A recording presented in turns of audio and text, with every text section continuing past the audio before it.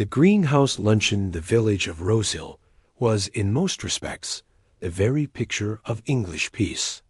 Tidy stone cottages leaned into winding lanes. Laburnum trees swayed gently over mossy stone walls. The grocer, the vicar, and the constable all knew everyone by name. And yet, as any quiet village can, Rosehill bore undercurrents, whispers, rivalries, secrets folded away like old letters in drawers, never quite locked got. It was on the third Saturday of May, cool but dry, that Mrs. Evangeline Kitteridge hosted her annual greenhouse luncheon, a well-heeled tradition that marked the start of the blooming season. To be invited was a small social triumph, a stamp of approval from the woman who ruled Rosehill's Horticultural Society with the benign tyranny of a duchess disguised in linen gloves. The greenhouse at Hazelbank House, her ivy-clad Georgian home, was truly her pride. Potted orchids, trailing ferns, and a rare cluster of Madagascan impatiens offered a flourish of life and color to what would otherwise be a solemn display of wealth. It was here, amid begonias and polite laughter, that Miss Jane Marple, recently arrived from St. Mary Mead to visit her niece, was introduced into the season's cast of village characters. Miss Marple, slight and silver-haired in a neat dove gray cardigan, did not look like the sort to trouble the world much. She sat in a wicker chair near the corner, her teacup balanced delicately, blue eyes quietly observing everything. People rarely noticed her noticing. "It's such a delight to have you in Rosehill, Miss Marple," said Mrs. Kitteridge, her voice high and fluting, like a bird that had attended finishing school. "We must get your opinion on the silent plant." "Silent?" Miss Marple inquired mildly. "Not a new invention, I hope?" Plants are generally rather good at keeping their thoughts to themselves. A ripple of laughter went round the table. "Oh, no," Mrs. Kitteridge said. "It's a nickname. Latin. Name Tachycentriri. Rather menacing-looking thing. Black flowers like bats. We keep it in the back conservatory. Doesn't bloom often, only under very specific conditions." "I don't like it," muttered Mr. Edward Hargrove, a retired solicitor who had taken up botanical sketching. "Unnatural. Like something that ought to grow only in graveyards." "Well, it has bloomed this week," Mrs. Kitteridge said brightly, ignoring him, "which must be a good omen." She stood, motioned with a gloved hand, and beckoned the group toward the greenhouse's far door. "Come now, everyone. You simply must see it." Chairs scraped back. Guests filtered through the narrow passage of glass and potted jasmine. Miss Marple followed at a comfortable distance. The silent plant lived in an ornate terracotta pot, surrounded by an excessive circle of white river stones. Its black, papery bracts curled like claws. A whole flower seemed to sulk in its corner.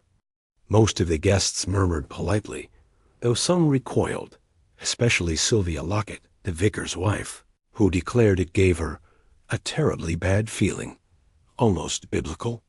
"Well, I think it's marvelous," said a smooth voice near the back.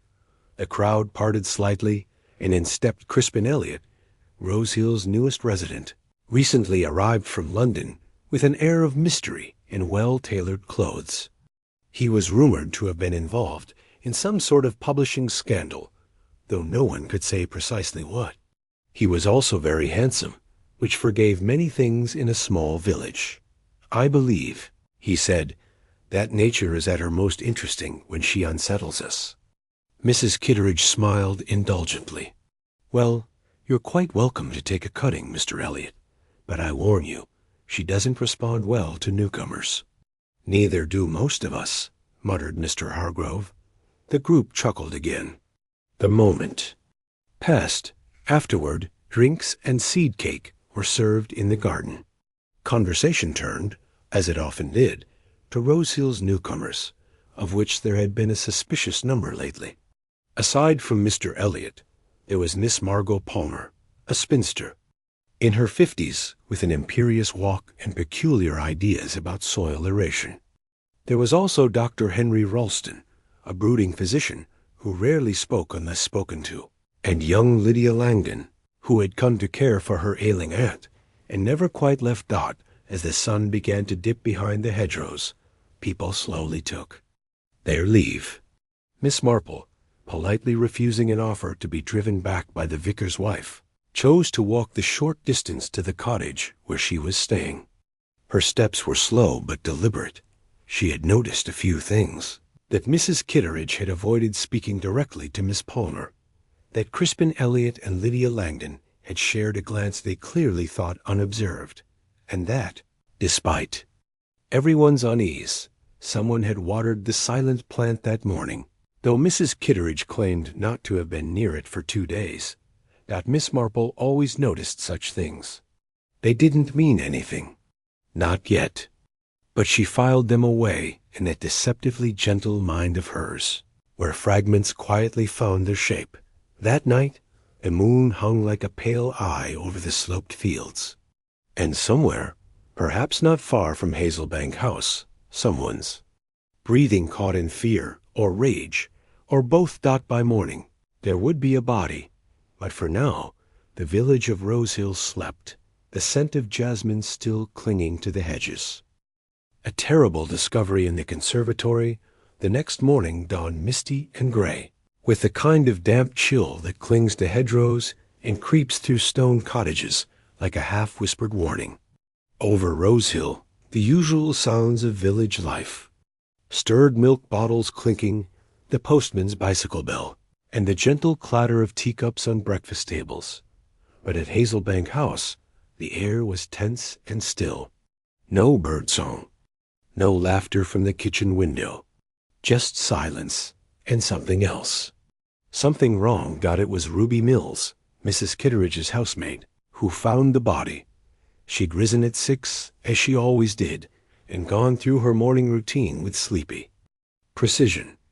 Open the curtains, lay out breakfast china, fetch the early paper from the gate. Her final task was to water the plants in the rear conservatory, the one that held the more delicate specimens, including, of course, the infamous silent plant.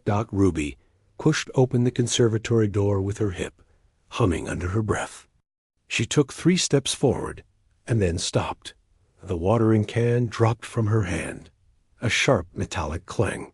Water gushed onto the tiled floor. She opened her mouth, but no sound came. Her throat simply closed. There, crumpled beneath the dark, arching leaves of the silent plant, was the body of a man, face down, one arm twisted unnaturally beneath him, his hair matted with soil. A broken shard of a flower pot lay nearby. He wasn't moving. Ruby screamed. By 8:30, the news had spread like wildfire through Rosehill, faster than any official telegram could manage. In the baker's queue, Mrs. Fenby declared that someone had been murdered in the greenhouse, and the body was almost certainly poisoned. At the post office, young Jamie Peck claimed he'd seen blood all over the windows. And at the village shop, the butcher's wife told a fascinated customer that it was suicide. Dear, you mark my words. Miss Marple, seated in her niece's parlor with her morning tea and an unfinished sock in her lap, looked up as the door banged open. Her niece, Mrs. Gwen Rossiter, a sensible woman of 40 with too many children and not enough patience, rushed in. "Jane," she gasped. "It's Mr. Elliott, Crispin Elliott. He's been found dead." At Hazelbank House, Miss Marple blinked gently. "How very strange. You don't seem surprised." "Oh, I'm quite surprised, dear. Just not entirely shocked." "May I assume it was the conservatory?" "Well, yes. But how did you know?" "Because when murders happen," Miss Marple said calmly, setting her knitting aside, "they rarely happen in places of violence. More often they happen somewhere decorous. A conservatory, for example, with polished tiles and rare orchids. Somewhere quiet, somewhere where a person can feel safe, until they aren't." By 10 o'clock, Inspector Colin Grayson had arrived from the Market Shipping Police Station. A square-jawed man in his early 40s, with sandy hair and a permanently furrowed brow. He was well respected in the area, though he carried with him the harried air of someone forever on the brink of being outsmarted by the local gentry. He did not appreciate being told how to do his job, especially not by little old ladies with lace gloves and cake tins. Miss Marple stood just outside the police cordon, calmly watching the comings and goings. She had not yet been told anything officially, but from what she'd overheard, and Miss Marple was very good at overhearing, Crispin Elliott had likely died sometime between 9 o'clock the previous evening and 7 that morning. He had suffered a blow to the head, likely with a blunt object, perhaps that broken flower pot. But there were oddities. His shoes were scuffed, his sleeve was torn, and worst of all, his left hand was clenched tightly around something, and no one could yet agree what it was. "Well," said Inspector Grayson, turning to his sergeant, "it's clear the man was attacked. Perhaps he startled a burglar." Miss Marple coughed delicately behind him. "Excuse me, Inspector," she said, "but wouldn't a burglar have taken something?" Grayson turned, visibly biting back a sigh. "Miss Marple, I presume?" "I do apologize," she said sweetly, "but if I might suggest, I believe Mr. Elliott was holding something before he died. Perhaps a button or a scrap of cloth." "How would you know that?" "I don't," she replied, "but clenched hands are always rather important. At least they have been in my experience." Grayson frowned. "And how many murders have you investigated, Miss Marple?" "Oh, I've lost count," she said, smiling with perfect politeness. "But they do tend to come in clusters, like gooseberries. Or secrets." By noon, Mrs. Kitteridge was seated in her drawing room, pale and trembling, as Inspector Grayson conducted a formal interview. "I can't believe it," she said, pressing a lavender-scented handkerchief to her lips. "He was just here yesterday, laughing, talking about bad flowers. Had you ever had cause to suspect Mr. Elliott of anything?" "Of what, Inspector? Dishonesty, conflict, threats?" "Certainly not. Crispin was. Well, perhaps a little dramatic, but he was always charming. People liked him." Miss Marple, seated quietly nearby, under the pretense of offering moral support, noticed that Mrs. Kitteridge had avoided meeting anyone's eyes all morning, and that her teacup, still full, trembled faintly in her hand. Not, Miss Marple suspected, from grief, but from fear. Double quotes, Mrs. Kitteridge, said Miss Marple softly. "Did anyone else dislike Mr. Elliott?" There was a pause. A small, heavy pause. "I don't like to speak ill of the dead," Mrs. Kitteridge said eventually, "but, well, if I must, I believe Margot Palmer had words with him, just last week, in the church garden." "Words?" said Grayson. "A rather loud disagreement. About, well, I think it was property. She accused him of deceiving her somehow, of misrepresenting something. I didn't hear all of it." Miss Marple folded her hands neatly in her lap. She had spoken to Miss Palmer at the luncheon, just briefly.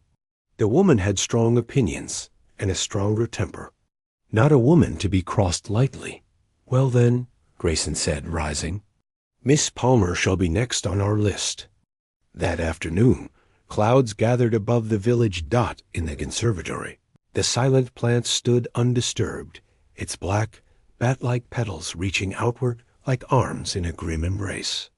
Beneath it, the floor had been scrubbed, but no amount of soap could quite remove the idea of death. Miss Marple, walking slowly back through the garden, paused and looked back. Crispin Elliott, she thought, had been too charming, too careful, and someone had hated him enough to wait until everyone had gone home, to follow him back into that conservatory, and to kill. But why? And what, exactly, had he been holding when he died? Miss Marple did not yet know, but she would. Chapter 3. tea with Miss Palmer the following day. Rose Hill found itself uncomfortably caught between curiosity and caution. The village had experienced deaths before. Of course, old age, accidents, the occasional tragic illness. But murder was something else entirely. It shifted the atmosphere, made even the most familiar faces seem shadowed, like portraits left too long in the sun. The shops were unusually quiet. People whispered behind newspapers. Even the vicar's Wednesday coffee morning had been postponed. Out of respect, of course, though everyone knew it was simply to allow time for more gossip to ferment. Miss Marple, however, was not one to let a murder interrupt her routine. She believed in quiet observation, properly brewed tea, and the right questions at the right time.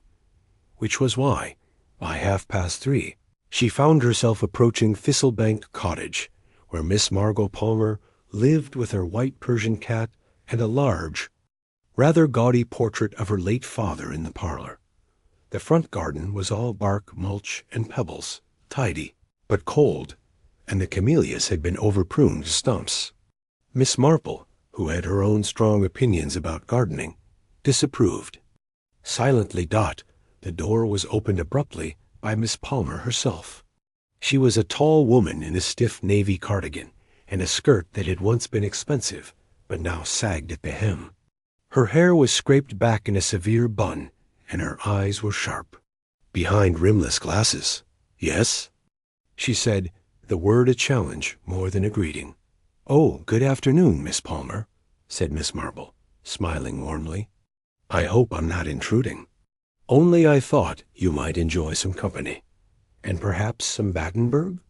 I always bring my own slices, just in case." There was a pause. Miss Palmer blinked.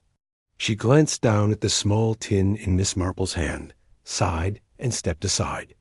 "Well," she muttered, "I suppose a cup of tea wouldn't kill me. Let's—" "Hope not," murmured Miss Marple, and followed her inside. The sitting room smelled faintly of linseed oil and lavender polish. An electric fire glowed under a faux mantel, though the weather was warm. Miss Marple took in everything with quiet ease. The pattern of the teacups, the photograph of a man in military uniform on the mantel, the unopened envelope on the side, table addressed in a bold hand. "So," Miss Palmer said, pouring tea without asking how Miss Marple took it, "you've come to quiz me, I assume." "Oh, dear, not at all," said Miss Marple.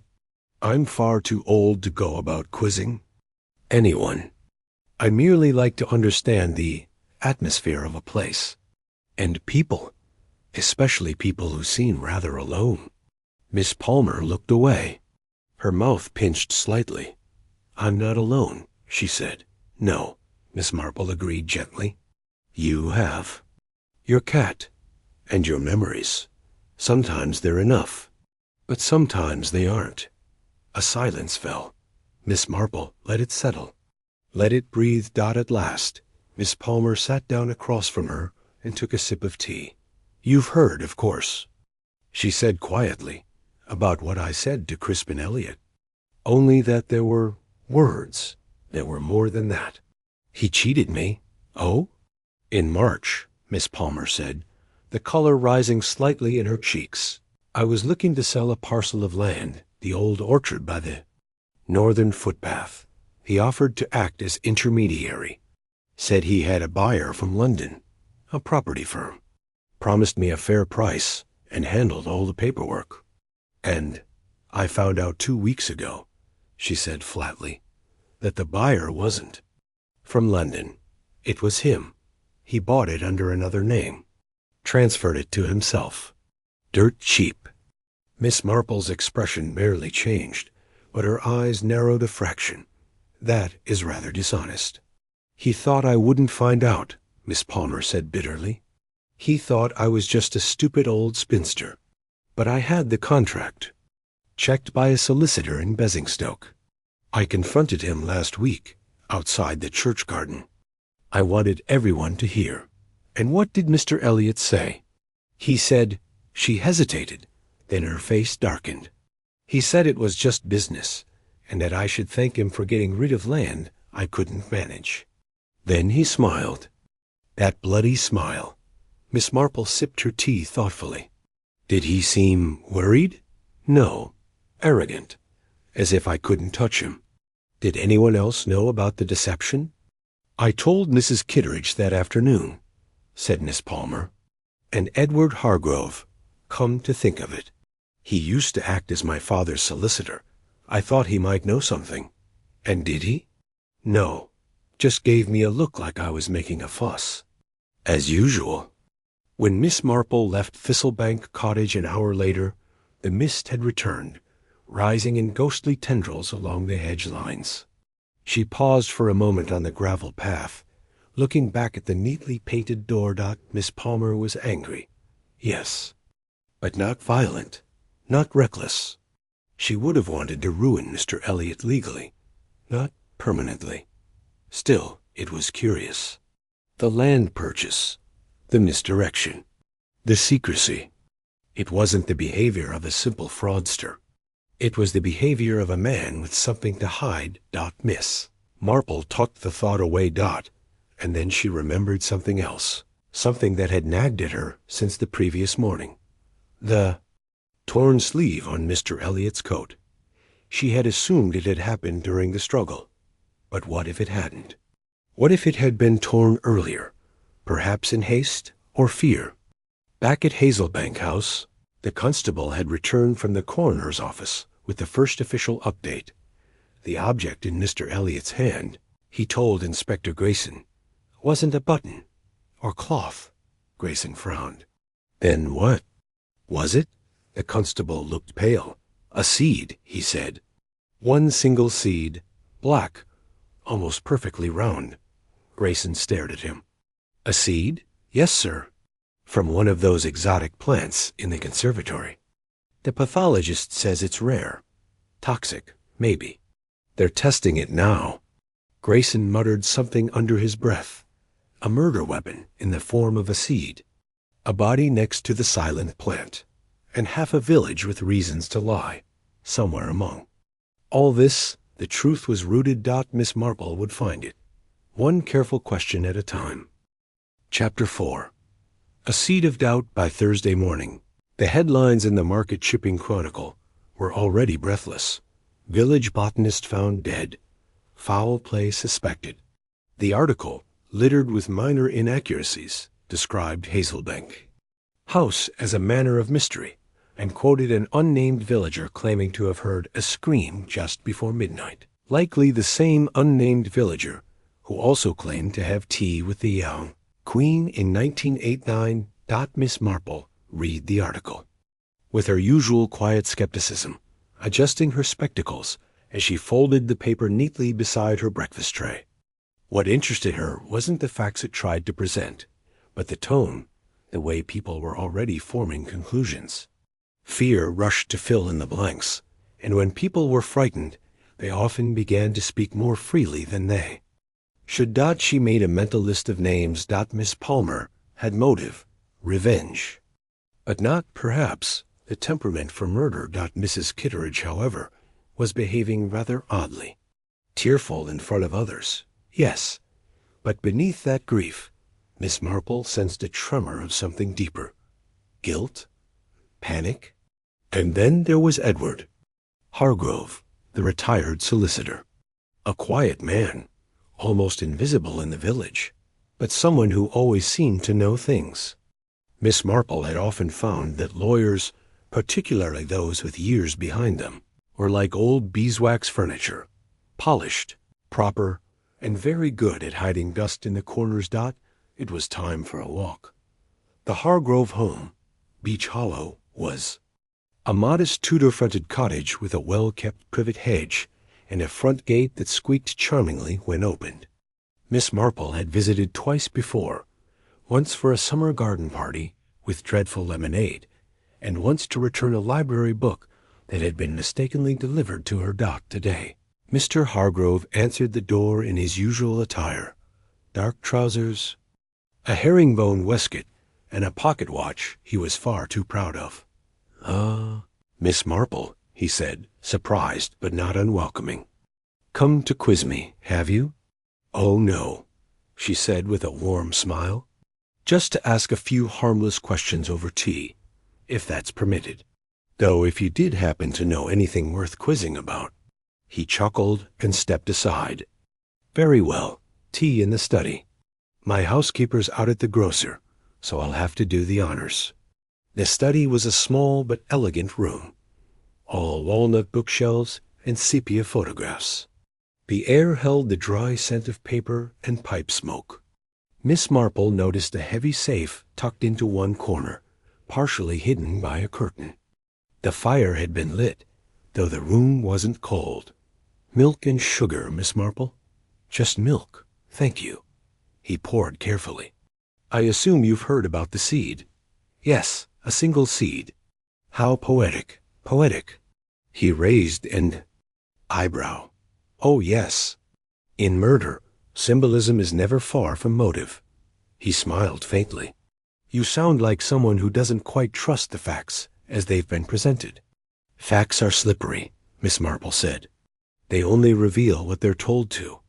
She sipped her tea. You knew Mr. Elliot, didn't you? Well enough, he replied cautiously. He used to come to me with paperwork, deeds, leaseholds, botanical permits. He liked to do things legally, though not necessarily honestly. Miss Palmer mentioned you were once her family solicitor. Did she come to you about Mr. Elliot's land transaction? She did, he said, briefly. Wanted me to tell her it was illegal. I couldn't. Unethical, perhaps deceptive. Absolutely, but not illegal. Did Mr. Elliot speak to you about the same matter? Mr. Hargrove hesitated. No. Miss Marple looked at him steadily. Are you quite sure? He sighed. He came to me 2 weeks ago. Asked if a clause could be added retroactively to a property agreement to prevent the original seller from reclaiming the land. How curious. That suggests he was worried. Very. He said something strange, too. Oh? He said, it's not just about the land anymore. Someone's watching. I assumed he meant Miss Palmer. She has a way of lingering in gardens. Miss Marple's brow furrowed. But now you're not so sure. No, said Mr. Hargrove quietly. No, I think it was someone else entirely. Later that afternoon, Miss Marple returned home just as her niece, Gwen, was returning from the shops. You've heard about the autopsy, I suppose, Gwen said breathlessly. Miss Marple raised an eyebrow. Do tell. They say he wasn't.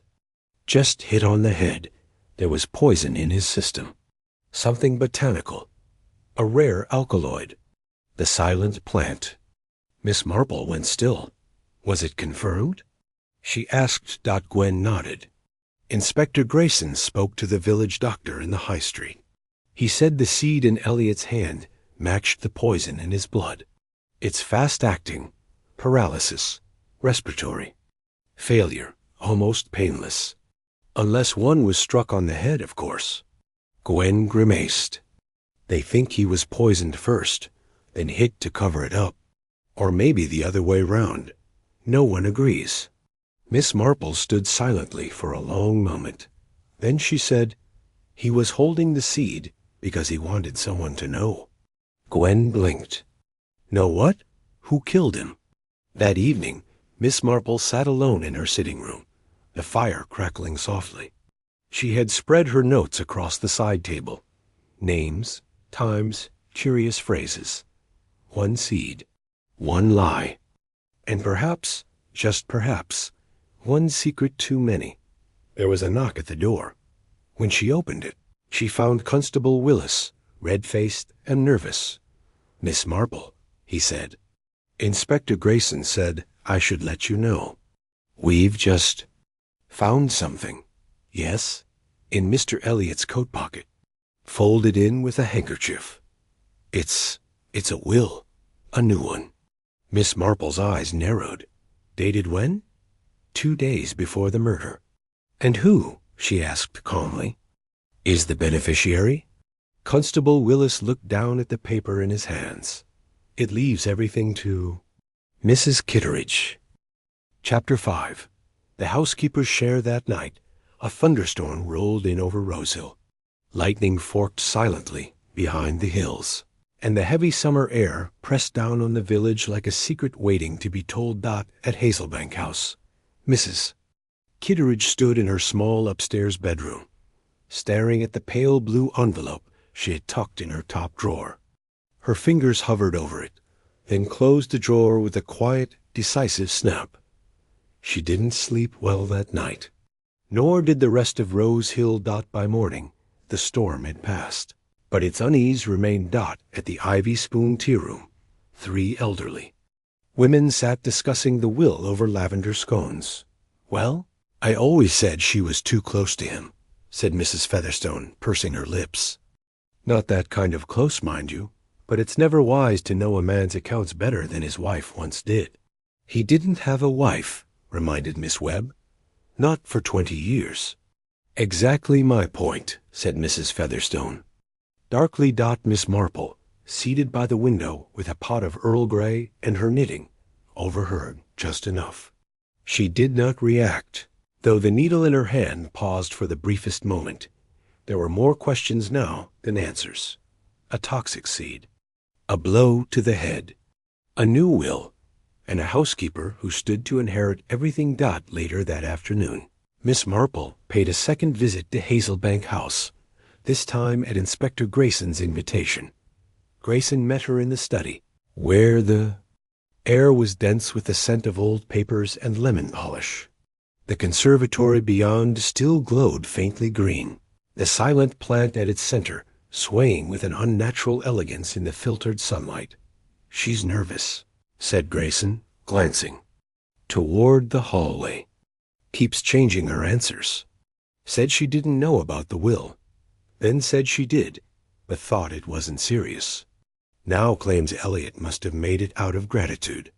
"Did he often express gratitude?" asked Miss Marple. Grayson gave a dry chuckle. "Hardly. Most said he only thanked people when it served him. Still, the handwriting's his. We've confirmed it." "Witnessed?" Grayson sighed. "No, that's the problem. No witnesses, but legal enough, just the same." Miss Marple nodded slowly. "And what has she said about the night of his death?" "Claims she was in her room.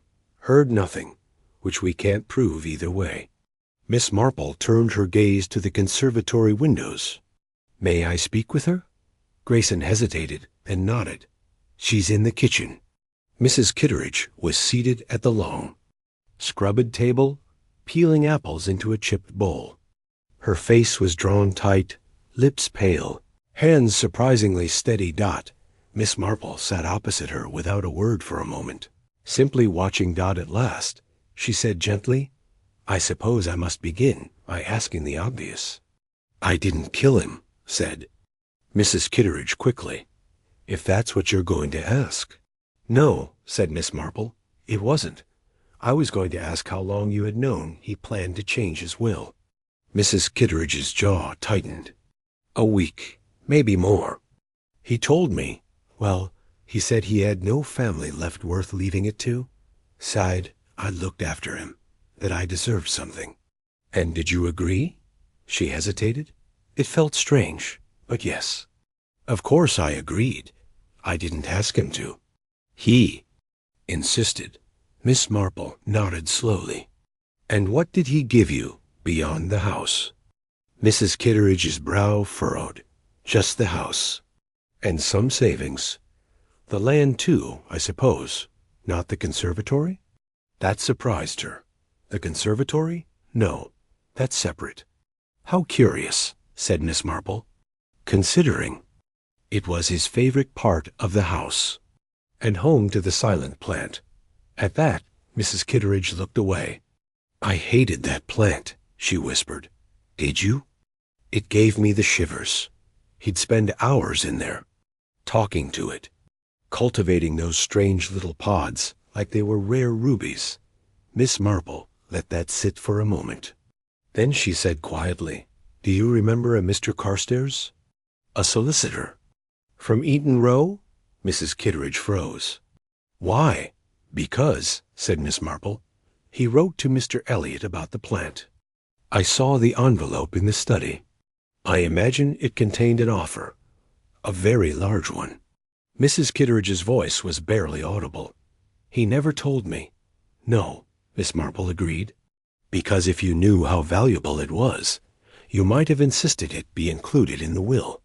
Or asked questions. There was a long silence. Then Mrs. Kitteridge whispered, You think he was killed for that?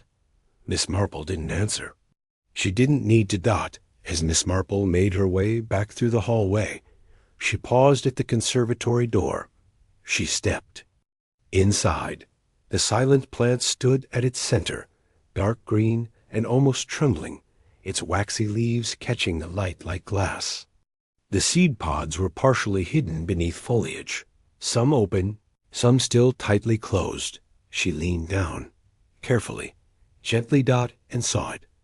A small black seed, identical to the one found in Mr. Elliot's hand. This one split, its interior sticky. With sap, she rose slowly and looked toward the floor beneath the table. There, half tucked beneath a workbench, lay a torn scrap of paper. She reached for it. One side was blank. The other contained a faint, handwritten scrawl. Don't trust. The one with clean hands. That night, Miss Marple added a new name to her list. Someone clever enough to avoid suspicion. Someone who knew poisons, but not guilt. And someone who always made sure their hands stayed clean. She closed her notebook and smiled. The killer had made a mistake. Chapter 6. A clean pair of hands. The following morning, the village of Rosehill was humming. Market stalls bloomed along the green.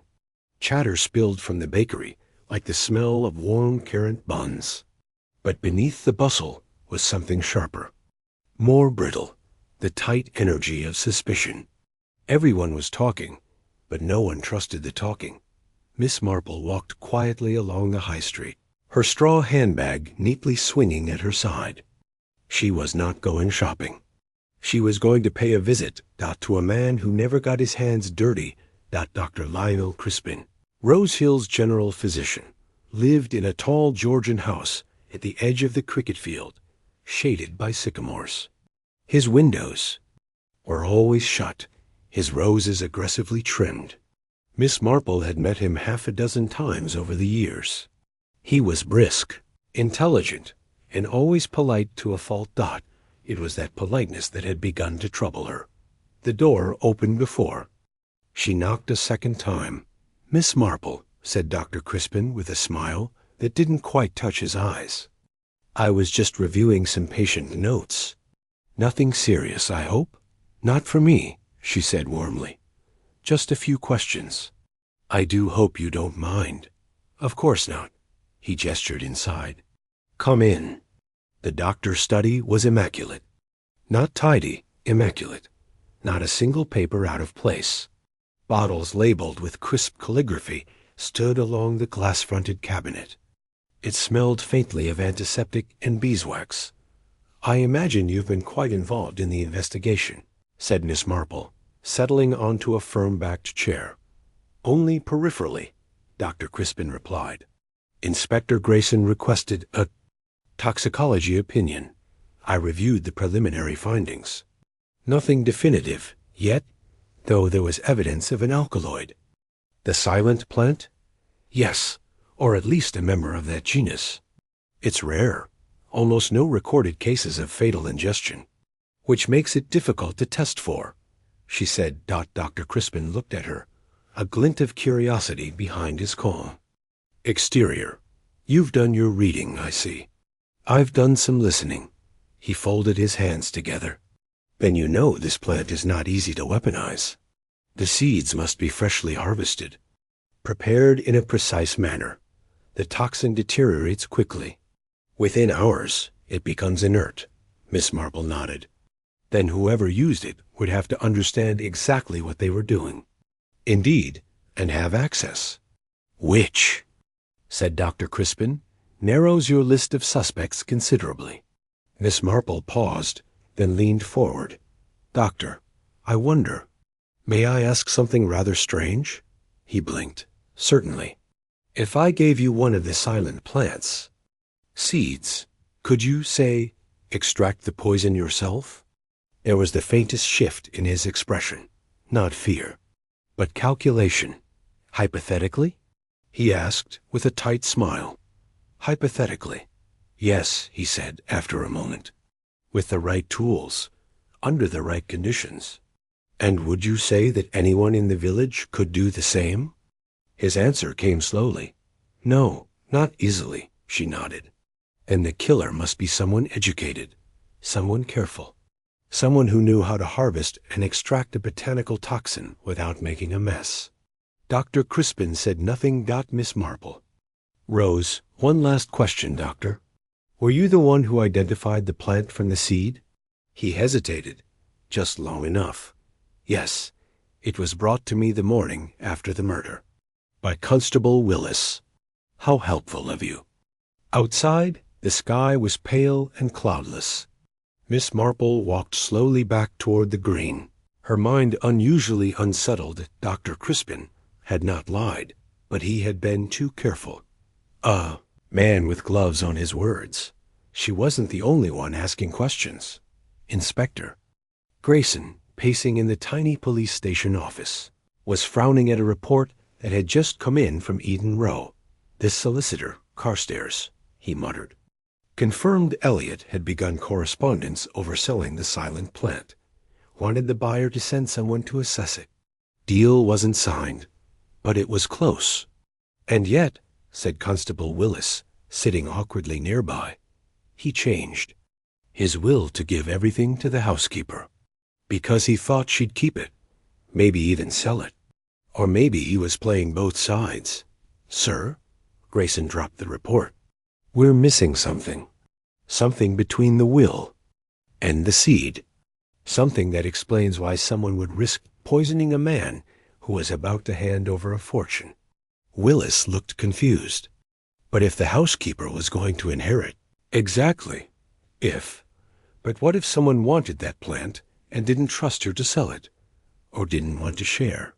The inspector rubbed his jaw. "Find out who's been near that conservatory in the last week, especially after hours." That evening, Miss Marple took her evening tea on the back lawn. With the scent of honeysuckle drifted in through the hedges. Her niece Gwen joined her, folding herself into the wicker chair with a sigh. "Everyone's saying it's the doctor now," she murmured. "Half the village saw him leave Hazelbank the night before the body was found." "Oh?" "Went round the back, apparently. Said he was dropping off some medication." Miss Marple stirred her tea. "How interesting. Because Elliot had known prescriptions. You think it's him?" Miss Marple didn't answer, but her mind was racing. That night, she sat once again at her writing desk, going over her notes. Elliot was holding a seed when he died. He knew what it was.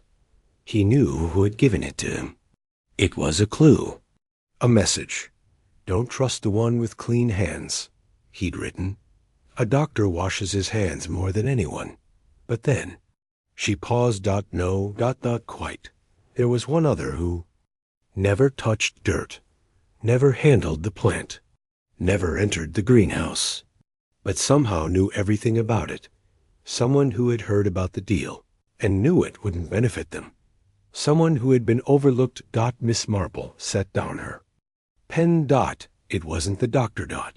It was someone far cleverer and far more desperate. Someone who had watched from a distance. Chapter 7. The gardener's silence. Morning mist still lingered over the hedgerows of Rosehill as Miss Marple stepped off the gravel path leading to Hazelbank House. The dew had soaked the hems of her skirt, but she didn't mind. She had always preferred walking early.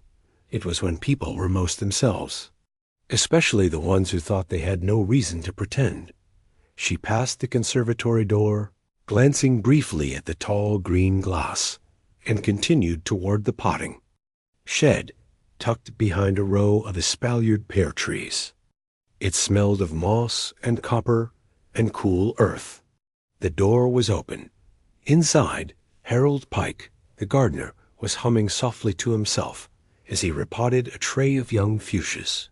His face was ruddy, lined like a dried apple, and his hands were dirt-stained. "To the wrist, Mr. Pike," Miss Marple said. Her voice carrying lightly over the early morning bird-song about Harold looked up, startled. "Oh, Miss Marple, isn't it? Thought I heard a step. I hope I'm not intruding." "Not at all. Just getting these beauties into fresh soil. They don't like too much crowding." He wiped his hands on a rag. "What brings you out? So early? I thought you might be able to help me understand something." His eyes narrowed slightly, not suspicious, but wary.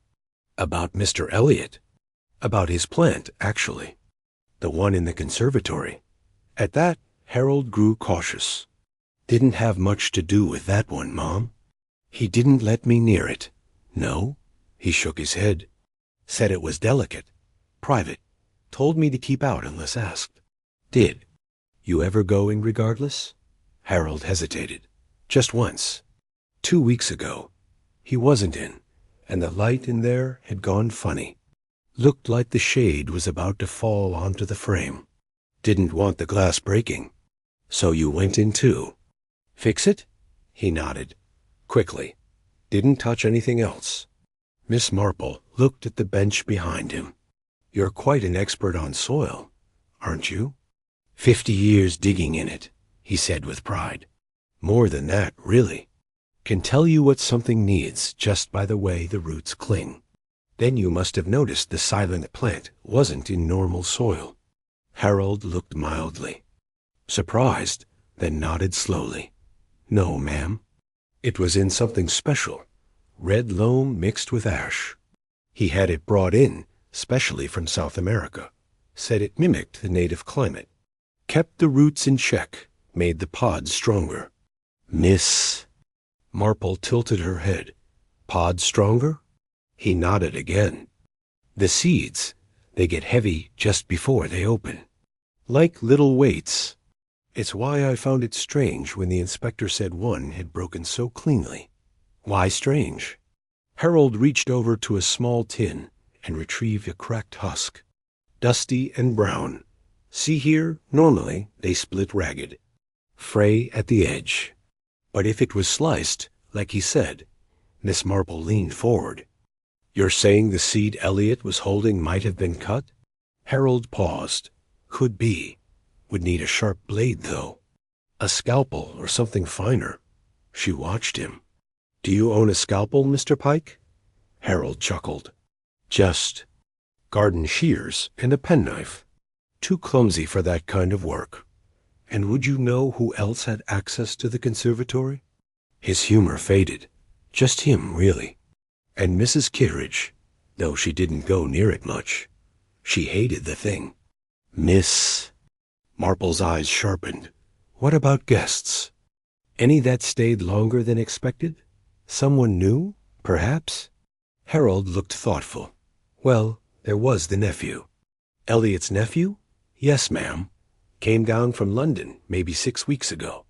Fella by the name of Charles." "Charles?" "Denham, I think. Said he was studying botany. Spent hours in there with the old man. Asking questions, taking notes. Seemed awfully interested in that plant." Miss Marple stood still as a breeze moved through the door. This was new. The will had mentioned no nephew. The solicitor's letters made no reference. And yet here was a young man, quietly studying the silent plant with his uncle just weeks before. The murder, and now gone without a trace. "Do you know where he is now?" she asked. Harold shook his head.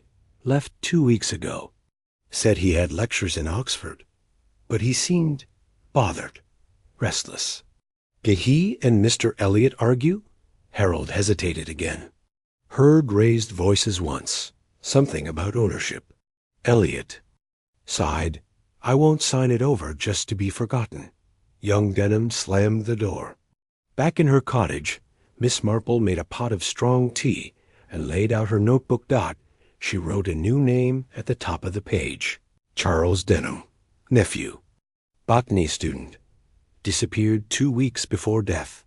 Argued with Eliot. Underneath, she made a list. Knew about the plant's value. Knew how to extract poison. Was never mentioned in the will. Had motive, resentment or inheritance. Had time to. Plan vanished just before the murder. She circled the final point twice. Too clean. Too soon. Too silent. That afternoon, she stopped by the police station. Inspector Grayson was reading through a pile of witness statements, looking no closer to answers than the day before. "Inspector," she said softly, "I wonder if you might inquire about someone for me. A Charles Denham." Grayson looked up. "The name doesn't appear in any of the files." "No, it wouldn't. But he was here 6 weeks ago. And I believe he was Mr. Eliot's nephew." Grayson's brows rose. "Another heir? Perhaps. Or someone who thought he should be." The inspector leaned back in his chair. "I'll put in the request. See if we can trace him." "Thank you. And one more thing." "Yes?" "If you do find him, look at his hands." Grayson frowned. "Why?" Miss Marple gave the faintest smile. "Because it's very hard to work with poisons and not leave a mark." Chapter 8. A missing name and a withered letter. The letter arrived mid-morning, not in a proper envelope, not through the post, but slipped beneath Miss Marple's door, with neither stamp nor signature.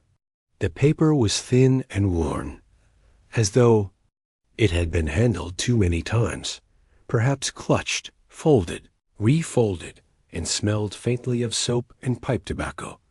She read it twice, then a third time, standing at her small hallway table.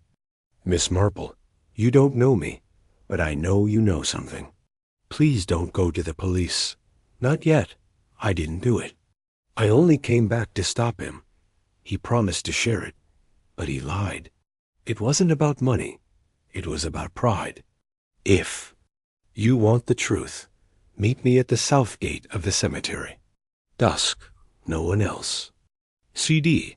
She folded the letter and tucked it inside her notebook. So, he was back. That afternoon, the village gossips were in rare form at Wycliffe's tea room. Cups clinking, voices raised half an octave from usual, the tone people use when scandal becomes delicious. Mark my words, the doctor knows more than he's letting on. Never liked that gardener, always skulking. And the housekeeper. My cousin says she was wearing new shoes 2 days after the death. New. Miss Marple sipped her tea in silence, watching the crowd with calm eyes. But her thoughts were elsewhere. CD, Charles Denham, had returned after all, and had done. So secretly. Why come back to confess not being guilty? Unless, of course, he was. But something about the note didn't ring of guilt. It sounded wounded, resentful, and oddly, it didn't ask for forgiveness. It asked for patience. That, to her, was telling. She finished her tea, excused herself, and walked to the public library, where her long acquaintance, Mrs. Partridge, still reigned over the shelves with the air of a weary duchess.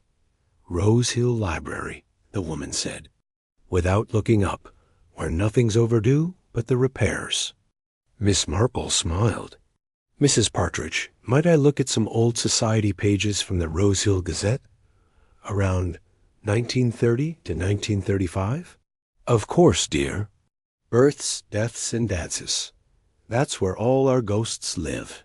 The bound editions were yellowing and brittle, the smell of aging paper rich in the musty room. Miss Marple traced her fingers down columns of names, marriage announcements, debutantes, summer fates. And there, in the 1931 Garden Gala, she found it. Attendees included Sir Richard Denham and his wife Eleanor, née Templeton, accompanied by their son Charles, aged 6. So the Denhams had indeed been known here. That made Charles a true nephew. Not a pretender. She flipped forward 5 years. Another reference, this time, young Master Charles Denham of Rosehill awarded the Junior Botanical Prize at Eton for his study of native plant species in Hampshire. That struck her. Even as a boy, he'd had the interest, and perhaps the ambition. By the time dusk fell, a thin mist was gathering between the gravestones at Rosehill Cemetery, clinging low like fog that hadn't decided to rise. Miss Marple arrived precisely on time. The south gate, a crooked wrought iron arch, long rusted, creaked as she pushed through. There was no one in sight at first. Then, from the shadows of a large yew, a figure emerged. Young, pale, disheveled. The face had lines that didn't belong on a man that age, the kind of lines that come from being followed by your own thoughts too long. "Miss Marple?" he asked quietly. She nodded. "Charles Denham?" He hesitated, then gave a small, tired smile. "Yes." They sat on the edge of a low stone wall, the old ivy rustling above them. For a while they didn't speak. Then Miss Marple said, "You cared for your uncle." "I did, and I hated him." "That's often how it is." Charles looked down at his hands. "He told me he'd make me his heir. Told me the plant would be ours.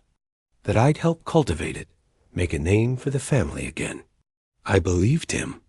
And then he changed the will. Gave everything to that housekeeper. Said she was the only one who'd stay with him. That I was too impatient." Miss Marple tilted her head. "Were you?" "Maybe. I studied the plant, worked with him on it, day and night. I learned more in 6 weeks than I had in 3 years of university. But I wanted more. He knew it, and he punished me. You left before." "He died." Charles nodded. "He sent me away. Said I was too dangerous to the future of the work." His mouth twisted. "But I didn't kill him, Miss Marple. I couldn't have." "Then why sneak back? Why write me?" "Because someone else did. And I think I know who." The mist was thicker now, swirling like breath. Charles reached into his coat and pulled out a slip of parchment. "Took this from his desk drawer before I left. It's part of a letter. He'd been writing to someone about a deal, but this part wasn't in the solicitor's file. It's not addressed to the buyer." He handed it to her. Miss Marple read the faint ink. "You always thought it should be yours, didn't you? But I made it bloom. I alone. The plant chose its master, not the other way round. I'll see you ruined before I see it handed over. No name. No address." But Miss Marple's eyes narrowed. It wasn't written. "To Charles," she murmured. "It was written to someone who claimed to have discovered the plant first." Charles nodded. "And I think that someone is still here, watching, waiting to see what happens next." Miss Marple looked up at the moon just beginning to show above. The clouds. The pieces were finally shifting into view, but the picture was not quite complete. Not yet. Chapter 9. The curious case of Mrs. Kitteridge was the sound of footsteps on gravel that stirred Miss Marple early the next morning. She sat up in bed, glanced at the clock, barely 5:30, and moved to her window just in time to see Mrs. Agnes Kitteridge, Elliot Denham's longtime housekeeper, hurrying up the lane. Not toward the village shops or church, but away from them, up the path that led into the woods behind Hazelbank House. Miss Marple dressed quickly and left the cottage quietly, pausing only to tie a scarf beneath her chin. The morning was brisk and bright, the air laced with the sharp scent of pine and something else, mildew and turned soil. She followed at a distance. The woods behind the estate weren't thick, but they were winding, threaded with old trails, many of them forgotten or overgrown. Mrs. Kitteridge moved briskly, her skirts brushing against low ferns, her hat pinned tightly against the wind. She held something under her arm, a small tin box. After 10 minutes, she came to a stop. The edge of a shallow clearing, where the ground had been recently disturbed. A spade leaned against a tree, already DIRT-IED. Miss Marple knelt behind a holly bush and waited. Barely breathing. Mrs. Kitteridge knelt, opened the tin, and began to dig again with gloved hands. She was weeping softly, not the loud, theatrical sobs of someone grieving for show, but the low, stifled sort that had lived in her chest too long. Then she paused, looked over her shoulder sharply, and snapped the tin shut. She had seen something, or sensed something. Miss Marple ducked low, as the housekeeper stood, replaced the earth, and hurried away. The moment her footsteps faded, Miss Marple emerged. She approached the site. There was still a sliver of metal peeking out from the edge of the disturbed earth. Not the tin, something smaller. She knelt, brushed the topsoil back, and revealed a slim silver key wrapped in a scrap of blue silk. The initials ED were faintly engraved at the base. Miss Marple frowned. This had not been meant for burial. By the time the village had fully woken, she was already walking up the path to Hazelbank House, silver key in hand. Mrs. Kitteridge answered the door with her usual brusque expression, but her eyes were rimmed red, her mouth pinched tight. Miss Marple, you've no appointment. I rarely do, said Miss Marple mildly. May I come in? Mrs. Kitteridge hesitated, then opened the door. They sat in the conservatory, where the silent plant still loomed in the glass frame. Its leaves had browned slightly at the tips, neglected, perhaps. In the wake of Elliot's death. Miss Marple placed the silk-wrapped key gently on the table between them. I believe this is yours. The woman's breath caught. Her hands trembled. Just briefly, where did you find it? In the woods, said Miss Marple, in a clearing behind the estate, next to a tin. Buried not very deeply. Mrs. Kitteridge said nothing. After a moment, Miss Marple continued, her voice soft. I think it unlocked something Mr. Denham wanted no one else to see. Perhaps a drawer, perhaps a cabinet. Still silence. I also believe, Miss Marple added gently, that you've known for some time who killed him. At that, Mrs. Kitteridge looked up. Her face had changed, not hardened, but slackened with exhaustion. I didn't mean to hide anything, she whispered. But I couldn't. Prove it. And if I said it aloud, it would have made me. Involved? Involved how? I was the one who signed for the shipment of Bellis Knox extract last year. For the plant. Elliot insisted on using it to accelerate growth. He said it was harmless in trace doses. I didn't ask questions. I trusted him. Miss Marple nodded. But it isn't harmless, is it? No, she said quietly. Not when concentrated. Not when tampered with. There was a long silence. Outside, a robin chirped once, then went quiet again. Then Miss Marple asked the most important question of all. Did Mr. Denham ever mention a rival? Someone who claimed the plant was theirs? Mrs. Kitteridge's gaze snapped to her. Yes, she said. A woman, South American. He'd met her years ago. He said they'd both found the same species, but disagreed on classification. She claimed it was hers, threatened him, said she'd come back for what was owed. And did she? The housekeeper nodded. 3 weeks ago, a letter came, no return address. Just a single sentence. You stole its voice. I'm coming to take it back. Miss Marple absorbed this in silence. Then she stood. I think, she said gently, we're going to need to open whatever that key unlocks.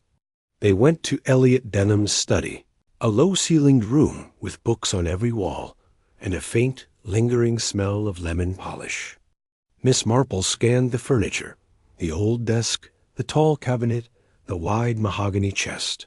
There, she said, pointing. A small drawer beneath the window, barely visible, no larger than a biscuit tin. A keyhole glinted at its side. Mrs. Kitteridge hesitated, then stepped forward. The key slid in smoothly. Inside was a folded letter, thick parchment, still sealed. Miss Marple took it and read aloud. To be opened in the event of my death by unnatural means. If you are reading this, I was murdered. There is only one who would have done it, because the plant was never hers, though she thinks it is. Her name is Isabel Arroyo. She comes from Venezuela. We found the same seed, but I grew it. I trained it. I protected it. She wanted it for money. I wanted it for legacy. I should have never ignored her warning. Find her, and you will find the poison. Miss Marple folded the letter carefully and looked at Mrs. Kitteridge. We must speak to Inspector Grayson. The housekeeper's eyes were wide. You believe her? I believe Elliot Denham was many things. Arrogant, controlling, brilliant, but not paranoid. If he feared her, he had reason. Outside, the sun had fully risen. But in Miss Marple's mind, the shadows had only just begun to recede. The killer had a name now, but the why and the how remained in the dark. Chapter 10. The orchid seller's visit. It was nearly midday when Inspector Grayson arrived at Miss Marple's cottage, summoned not by telegram or telephone, but by the strange fact that she had sent a boy with a note. Grayson disliked notes. They were never ordinary, and this one, written in Miss Marple's famously graceful handwriting, had read, Inspector, the missing piece has a name. Please come at once. J.M.H.E. arrived looking more serious than usual, his coat slightly damp. From the light August drizzle, a small notebook already in hand. Inside the sitting room, Miss Marple offered tea, which he declined. I've had 3 cups already today, he said. One more and I'll start arresting people just to stay. Awake, she smiled politely. Then perhaps we'll go straight to the matter. He listened carefully as she laid it out. The silver key, buried behind Hazelbank House. The drawer in Elliot Denham's study, locked for years. The letter, naming Isabel Arroyo, a woman from Venezuela who had once claimed co-discovery of the mysterious silent plant. The threat Elliot had received, vague, poetic, but real. When she finished, Grayson leaned back in his chair. So, he said finally, we now have a foreign rival, a possible motive rooted in botany, and a premeditated threat. Yes, said Miss Marple, and the beginnings of a trail. A trail to where? She opened her own small notebook and flipped to a list in her elegant script. To a certain orchid dealer who visited Rose Hill 3 days before the murder. A Mr. Alling DuPont. He was seen by the station porter. Large case, brown boots, foreign accent. And oddly enough, he never checked in anywhere local. Grayson raised an eyebrow. You think he wasn't a Mr. DuPont at all? I think. She said gently, he may have been Isabel Arroyo in disguise. That afternoon, Grayson put through a call to Interpol via Scotland Yard, requesting any record of Isabel Arroyo, botanist or otherwise. They replied within hours. She was real. A botanist by training, educated in Caracas and London, known for her aggressive efforts to patent native flora for pharmaceutical research. 10 years ago, she'd sued a Peruvian researcher over a disputed species. The case had collapsed, but not before she'd sworn she'd never again let anyone steal what grew from her hand. And 2 years ago, she had traveled under various names in Portugal, Italy, and the south of France, often posing as a garden writer or orchid buyer. It fit far too well. Grayson stared at the report. Well, Jane, he muttered, looks like your ghost has roots. Meanwhile, word had spread through the village like ivy on brickwork. Miss Marple had identified the killer. Of course, she hadn't, not publicly.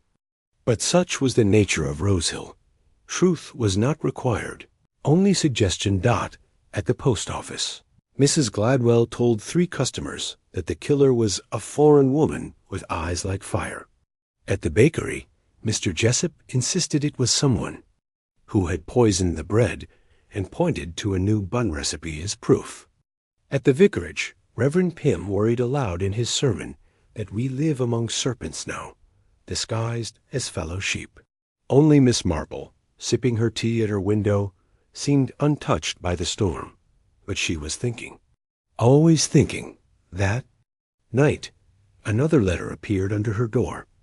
This one was neater, typed, and smelled of lavender. You've come too close. Stop digging. Stop asking. If you value your safety, leave the plant to die. It only blooms for one master. And Miss Marple folded the paper with great care, slipped it into her case, and went to bed, but she did not sleep. The next morning, the village awoke to a broken window at Hazelbank House. Mrs. Kitteridge, shaken but unhurt, reported hearing the shattering just after midnight, and seeing nothing outside except a shadow slipping past the greenhouse wall. Inside the study, a drawer had been forced open. Its contents?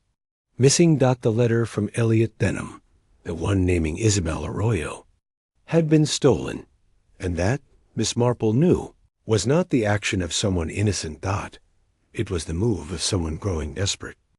Chapter 11. A Leaf, a Lock. It was late morning when Miss Marple returned to Hazelbank House, not for tea this time, but for a closer look at what had been taken, and more importantly, what hadn't. Inspector Grayson was already there, crouched near the broken window. A constable hovered nearby, dutifully recording the scene in his notebook, though there was precious little to record. A clean break, no prints, and a missing drawer's worth of paper. Miss Marple arrived quietly, as she always did, with an air of calm that belied the sharpness of her mind. Grayson stood and greeted her with a nod. Someone's trying very hard to erase a trail you've uncovered. I think, she said gently, they're trying to rewrite it. He led her into the study, and they stood before the ransacked drawer. All gone, he said grimly. Letter, keys, and 2 notebooks the housekeeper said Denham kept on growth stages. Useless to anyone but a botanist. Or so we thought.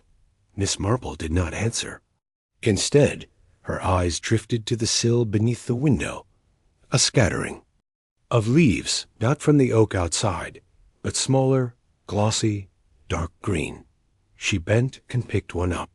Then another dot, and then she smiled, just faintly. This, she said, holding one between her fingers, does not come from a tree. It's not native to this part of the country at all. What is it? She turned the leaf over. It's from the silent plant. They found the trail not in footprints, but in fallen fragments, crushed leaves, a single snapped stem, and a damp patch on the carpet that smelled faintly of compost. The greenhouse. Miss Marple and Grayson moved together, Mrs. Kitteridge trailing. Behind, pale and anxious, the door to the greenhouse had been left slightly ajar. Inside, it was humid and heavy with the perfume of rare plants. Most were labeled neatly in Denham's precise handwriting: Orchis italica, Paphiopedilum spicerianum, Thunbergia violacea. And then, in the center, protected by a ring of fencing wire and a tall brass lamp overhead, the silent plant, except it was not silent anymore. It was missing. Only the pot remained, surrounded by a faint outline where the stem had been. Grayson swore under his breath. Miss Marple said nothing, but her lips pressed thin. Mrs. Kitteridge gave a small cry. But it was there yesterday evening. I checked it myself. I believe you, said Miss Marple softly. But someone else did too. Someone who waited until darkness. Someone who knows this house. Grayson turned. You think the thief was already inside? Not only that, she replied. I think they were invited. Later that afternoon, as the constables came and went, Miss Marple asked for a quiet moment alone in the greenhouse. Grayson obliged. She paced the length of the glass structure, eyes on the floor, hands clasped neatly before her. And then, at the far end, near the heater vent, She found what she was looking for. A button, small, pale ivory, with a delicate swirl, the kind more common on a woman's blouse than a man's jacket. She turned it over and smiled. She had seen that exact button 2 days ago. She returned to the village with something new in her step, not haste. Exactly, but certainty. At the apothecary, she inquired about the purchase of chloroform. Mr. Lennox was nervous, but admitted he'd sold a small bottle the previous week to a lady with dark hair, visiting from the coast. Said it was for her brother's toothache. At the railway station, the porter confirmed he had seen Mr. Alling Dupont again, not arriving, but leaving just before dawn that morning. Same case. Bigger hat this time. Funny, that. And at the library, Miss Marple asked for the logbook of recent readers. Only 3 people had borrowed anything in the past week. One of them was Clara Denham, Elliot's estranged cousin. She had checked out a volume titled Poisons of the Tropics and Their Cultivation. That evening, Miss Marple took a quiet walk through the woods behind Hazelbank. She did not go to the clearing this time, but passed it, down the narrow trail that led to the old quarry, long dried up, now just a hollow of chalk and brambles. There, nestled between the rocks, hidden beneath an old waxed cloth, the silent plant. Its roots were wrapped in moss. A thin cut ran along the main stalk, as though someone had extracted a sample. She straightened slowly and heard a soft sound behind her. Footsteps, hesitant. She turned and found herself face to face with Clara Denham. Clara's face was pale. Her eyes rimmed red. "You weren't supposed to find it," she whispered. "No," said Miss Marple calmly, "but you left quite a few breadcrumbs."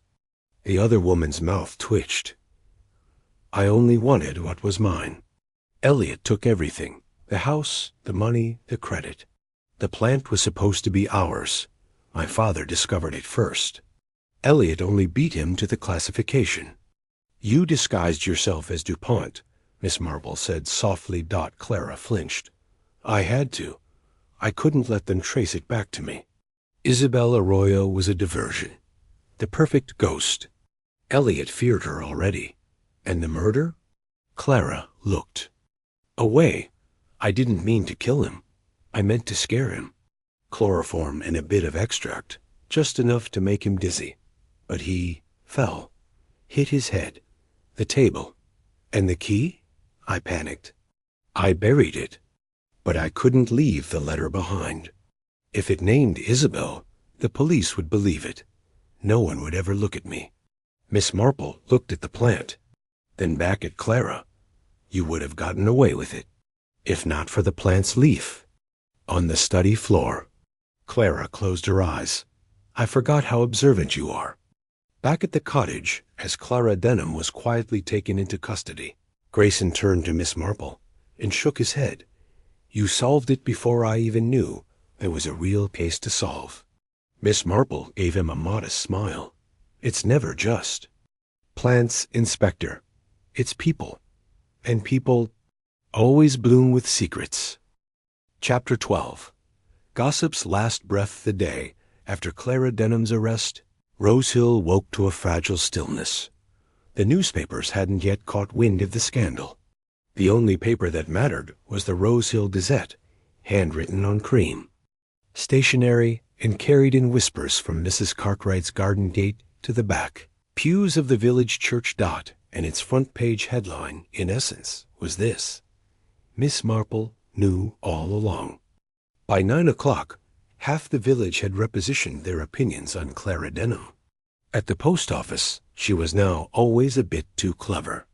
In the greengrocer's, she was overfond of exotic teas. At the vicarage, the Reverend himself solemnly confirmed she once wore trousers to Sunday supper. Only Miss Marple remained unchanged. She sat at her small table with her embroidery, letting the gossip blow past her like an August breeze, because she knew what most didn't.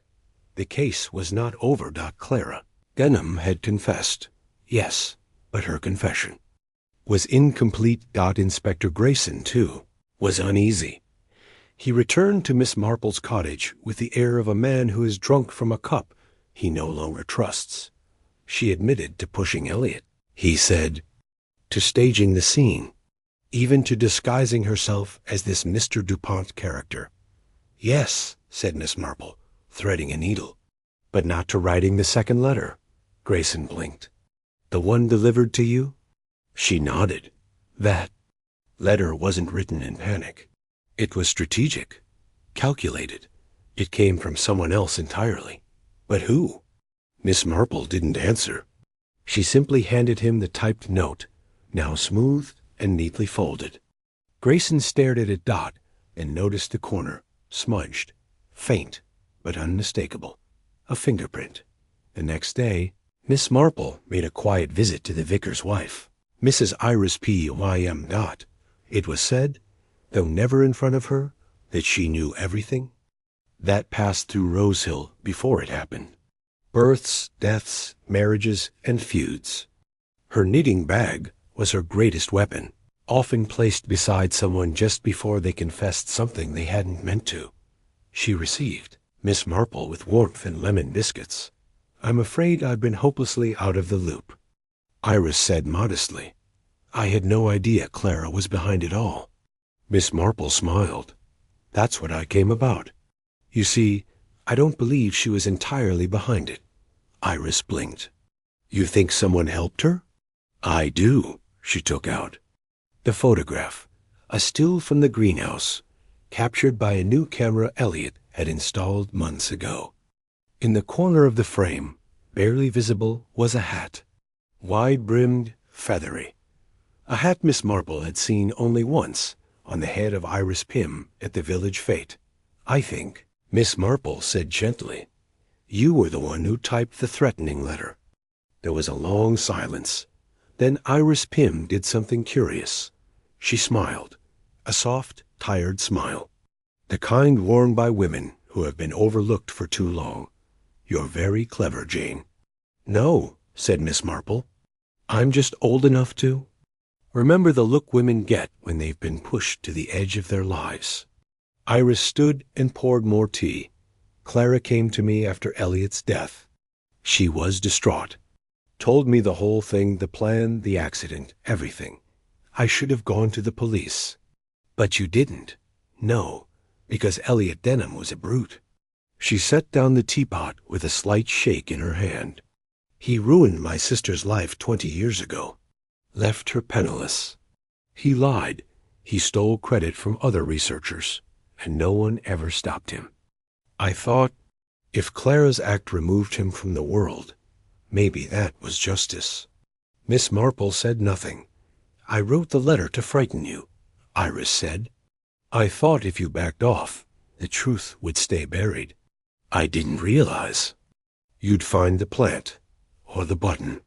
It was never about the plant, Miss Marple said softly. It was about who wanted the silence to remain. Inspector Grayson handled Iris Pym with a quiet delicacy. He chose not to arrest her in public. A statement was taken, a formal warning issued. But in the end, it was agreed that while she had concealed the crime, she had not committed it, nor had she gained anything from it. The scandal, for most, was enough. Mrs. Pym resigned from this Ladies' Historical Society. Her knitting group dissolved within the week, and the vicar never mentioned her name from the pulpit again. A week later, life in Rosehill began to smooth its feathers once more. The silent plant was returned, now under lock, key, and the care of Kew Gardens, who arrived with a team and a van. Mrs. Kitteridge moved to Sussex to live with her niece. Hazelbank House was listed for sale. And Miss Marple, ever quiet, ever gentle, resumed her afternoon walks, her garden pruning, and her thoughtful silences by the window.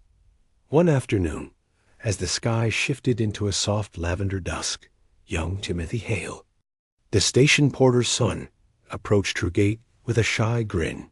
Miss Marple, he said, are you going to solve another murder soon? She looked at him with twinkling eyes. I rather hope not, dear. But if one does come along, I expect it will begin the same way. How's that?" She leaned closer, whispering just loud, enough for the boy to hear, with a lie that's too quiet to notice, until someone listens very carefully. Chapter 13. The plant in the will. By the third week after Clara Denham's arrest, most of Rosehill had shifted its attention back to more typical concerns. The dry spell threatening Mrs. Cartwright's roses, the scandalous new trousers worn by Mr. Gilbert at the garden centre, and speculation over who would purchase Hazelbank House, now shrouded in ivy and memory dot. But Miss Marple's thoughts lingered on something most others had missed. Elliot Dunham's will. She had never been one to pry into legal matters, but there was something too convenient about the way the case had wrapped itself up. A hasty confession, a stolen plant, and no mention of inheritance. Because when a man dies, and he owns something rare, a plant worth a fortune, perhaps even a medical breakthrough, someone somewhere stands to gain, and that someone, she was certain, had not yet shown their hand. Miss Marple requested a quiet audience with Mr. Silas Trent, solicitor of Denham and Broom, a stiff man with a polished mustache and the personality of a damp envelope.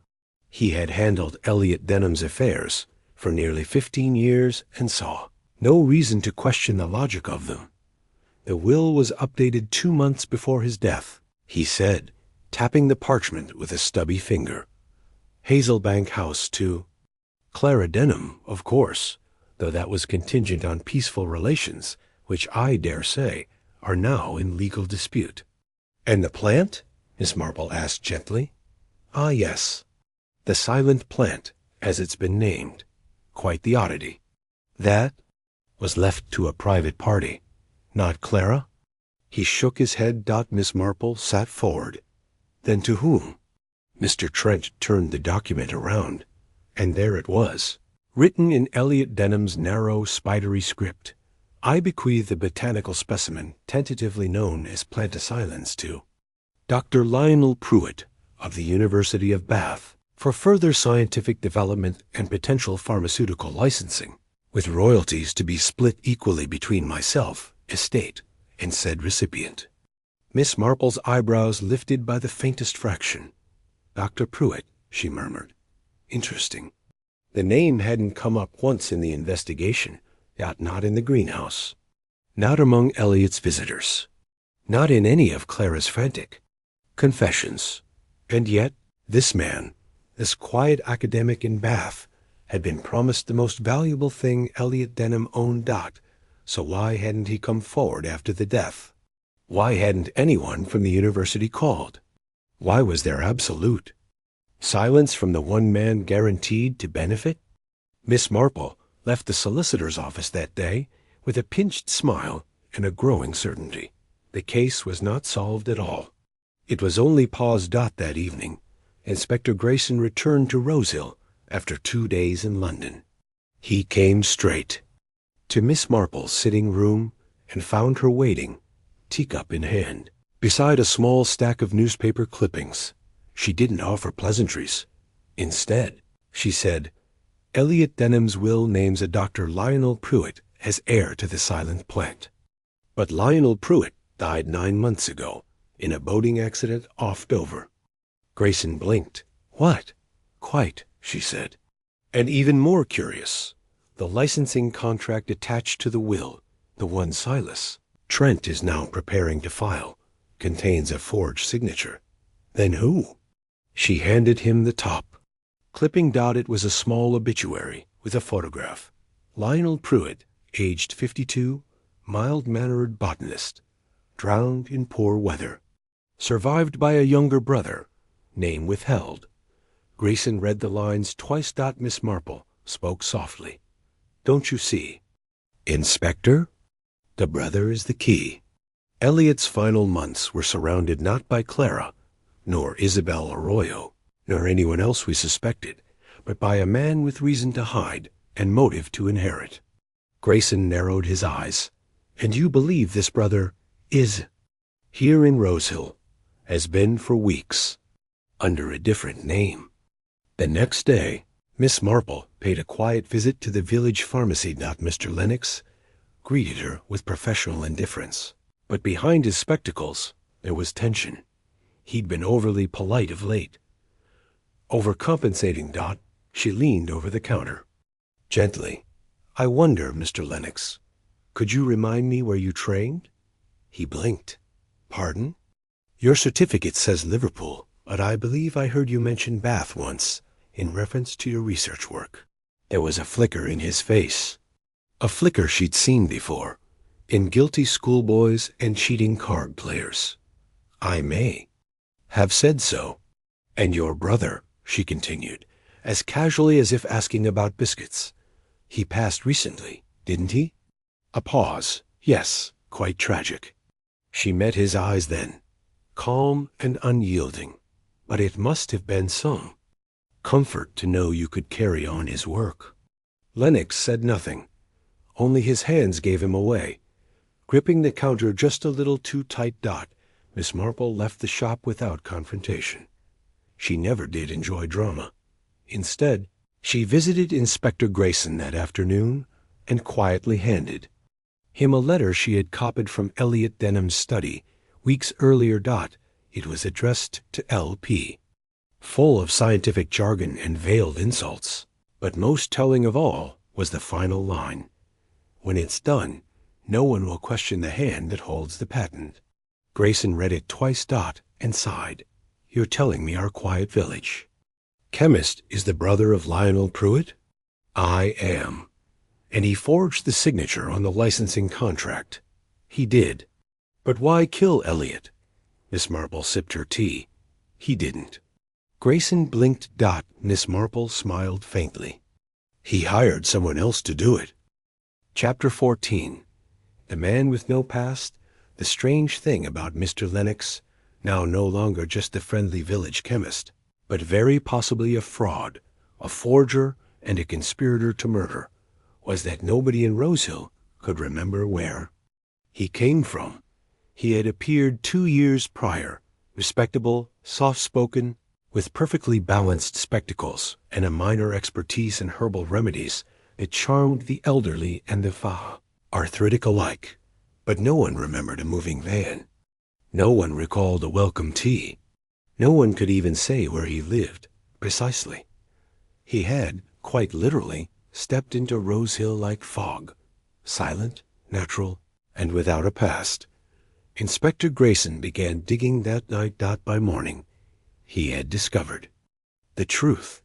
Mr. Lennox's license to operate as a pharmacist was genuine, but not his. The original Lennox had died in Leeds 4 years earlier. The real man buried under that name. The man in Rosehill had taken it, along with his credentials, and his reputation, which meant he was someone else entirely. Miss Marple was not surprised. She sat in her parlor with a letter open on her lap, a second copy of Elliot Denham's final correspondence, which she had prudently sent to a colleague at the Royal Horticultural Society. The reply had arrived that morning. Inside was confirmation of what she had suspected. The plant Elliot had discovered, planticylins, was not only rare. It contained alkaloids similar to digitalis, a heart stimulant in high demand. Its patent, once filed, could be worth millions. And Elliot Denham, ever ambitious, had begun discussing licensing with only one person in confidence, L.P. Lionel Pruitt, or rather, his brother. At 4:30, a heavy fog drifted into Rosehill, the kind that muffled footfalls and bent the light around the hedgerows. Miss Marple took this as a sign. Fog was always the herald of revelation in her experience. She wrapped her shawl carefully, fetched her bag, and walked to the pharmacy. Inside, Mr. Lennox was sorting glass bottles, as usual, calm, efficient, and perhaps already aware that the walls were closing in. He looked up with a forced smile. Miss Marple, how can I help? I've come for a cordial, she said lightly. Something for the nerves. The village seemed so on edge. He chuckled politely. Funny how death unsettles the healthy. Miss Marple's eyes gleamed. Indeed. Though, I've always found it odd how some men hide in health, wearing white coats and tidy smiles, when their intentions are anything but healing. Mr. Lennox paused. Just briefly. A second too long. She continued. Lionel Pruitt died 9 months. Drowned, but his brother survived. A quiet man, unremarkable but clever. He knew his brother had made a discovery, a valuable one. All he needed was access. A signature, a death. He slowly set down the glass vial in his hand. You should be careful with accusations, he said quietly. I haven't accused you of anything, she said. Yet. When Grayson arrived, not 10 minutes later, with 2 officers and an arrest warrant, they found Mr. Lennox gone. Vanished, out the back door of the shop, through the hedge behind the bakery, and into the hills beyond. He had planned for it. A second coat, a hidden bicycle, a false trail. But what he hadn't counted on was Miss Marple, who had already warned the train station, and the coach line, and the farmer at the edge of the village who rented a room to a gentleman with no baggage. They found him that evening in the hayloft.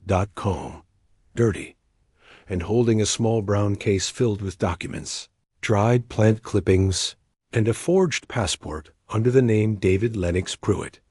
He did not resist arrest, but when asked why he ran, he simply replied, because she knew. That woman with the knitting. She knew before anyone else. Later that week, Miss Marple and Inspector Grayson sat together over tea. The brother? Grayson asked. Gone, she said. But the truth is intact. He shook his head, smiling with disbelief. I should put you on the payroll. I should think not, she said. I'd never get anything done. Hazelbank House was sold. The plant was secured. And Clara Denham, having been cleared of murder, but not of deception, moved quietly to Cornwall, where no one knew. Her name, Rosehill, at last, began to breathe again. But as Miss Marple often said, in every quiet village there is one man with no past. The trick is noticing him before the murder. Chapter 15. Whispers in the garden. Rosehill breathed easier. Yes, but not without tremors. Though Mr. Lennox's arrest had answered many questions, the village had absorbed enough scandal to keep its whispering lanes humming for months. Some spoke of botanical espionage, others of romantic betrayal, and a few insisted Miss Marple must be some sort of witch. What with her knowing things before the police even got out of bed, Miss Marple, of course, ignored all such talk. She had more interesting questions to consider, because while the forgery, the impersonation, and the inheritance all fit together neatly, something still nagged at her conscience like a loose thread, and the thread lay, quite certainly, in the garden at Hazelbank House. The estate had sat empty since Clara Denham's removal, its gates locked, its curtains drawn, its wild roses choking the stone path. But to Miss Marple, gardens were never silent. They remembered things. They whispered. She walked the gravel path slowly, noting the unusual order of the beds. Elliot Denham had been a man of routine, but this garden was chaotic. Plots rearranged, bulbs planted too deep, weeds strangling the peonies. And most curious of all, a narrow patch of disturbed earth behind the greenhouse. Not recently dug. But not original either. She knelt, carefully, knees wrapped in her shawl, and sifted the soil with gloved fingers. What she uncovered was not a seed or root, but the corner of a cloth-bound ledger, wrapped in wax paper, carefully preserved. She pulled it free and opened it. Inside were Elliot Denham's handwritten notes, but not on the plant.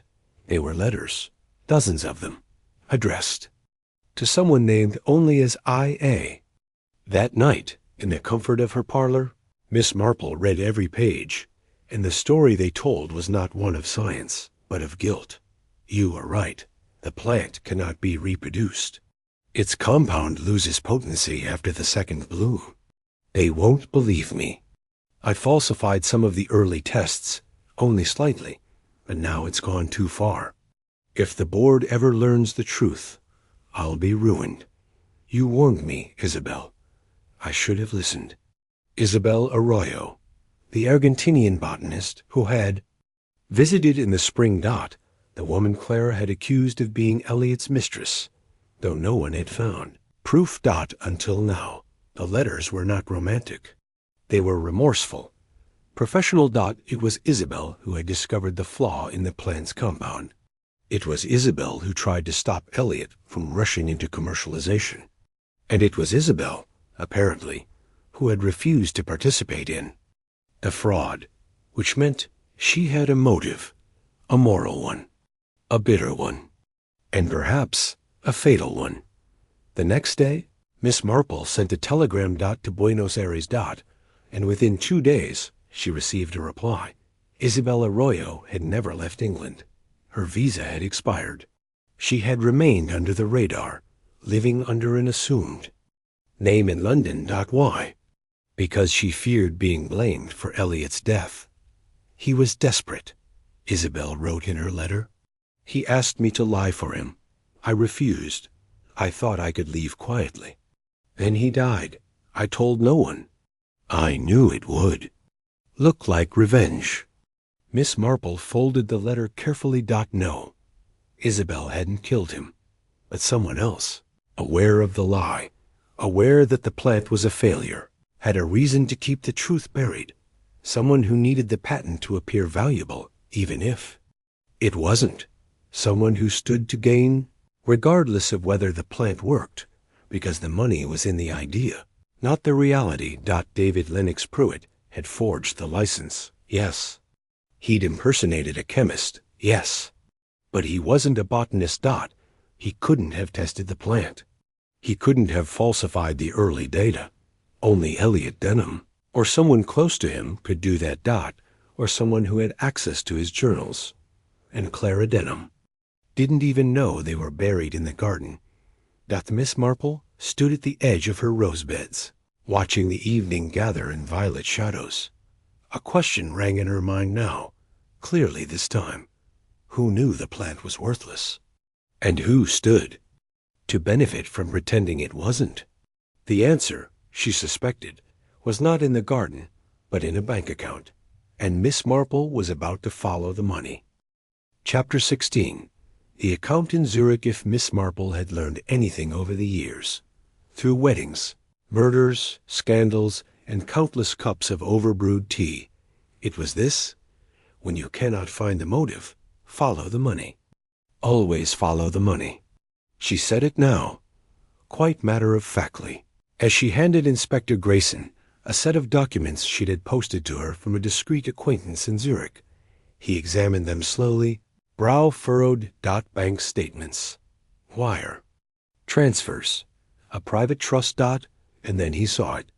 A single payment, £75,000, deposited into an account under the name Everlet Trust Limited 5 days before Eliot Denham's death. The sender, L.P. & Co. Grayson looked up. Lennox Pruitt? Miss Marple shook her head. No, that's what we're meant to assume. But this L.P. has a different address. She leaned closer and tapped the routing details. This payment came from Gibraltar. Grayson's mouth thinned. Someone used Lionel Pruitt's initials and his death as a smokescreen. Lennox was a fraud, yes, but not the source of the money. He was hired. Grayson was silent a moment, then said, Then who? Miss Marple, of course, had a theory, and it began with something that hadn't added up from the very beginning. Clara Denham's behavior. She hadn't grieved. She hadn't fought. She had confessed too easily, as though she needed the story to be over.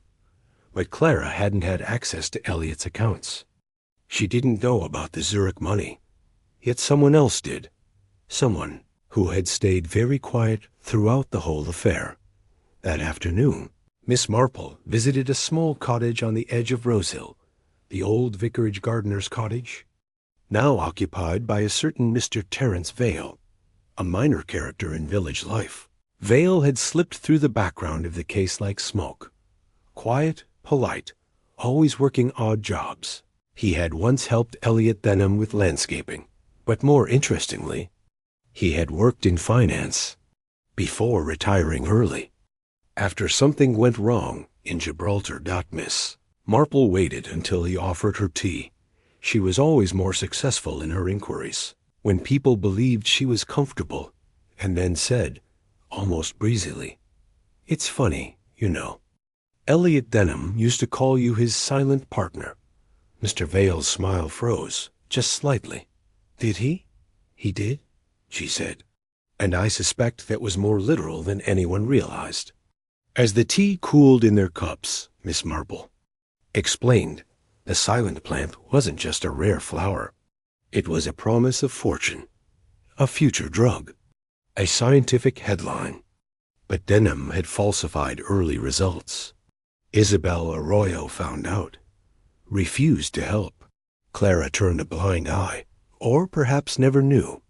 And Mr. Lennox, Pruitt's brother, saw an opportunity to impersonate, forge, and profit. But behind all that, someone had to fund it. Someone had to invest. Someone had to clean the money through Gibraltar and keep the venture alive, even if it meant silencing Elliot Denham when he became unstable. Someone like Mr. Vale, who had no criminal record, no obvious connection, and no reason to be suspected. Unless you listened very, very carefully. "I think you paid Lennox to get close to Elliot," she said softly. "And when Elliot began to falter, when he buried the truth in his garden and sent his final letters, you made sure he never got the chance to speak publicly again." Mr. Vale said nothing, but he didn't deny it. Inspector Grayson arrived 20 minutes later. There was no struggle, no protest, only a quiet, resigned nod from a man who had thought himself invisible.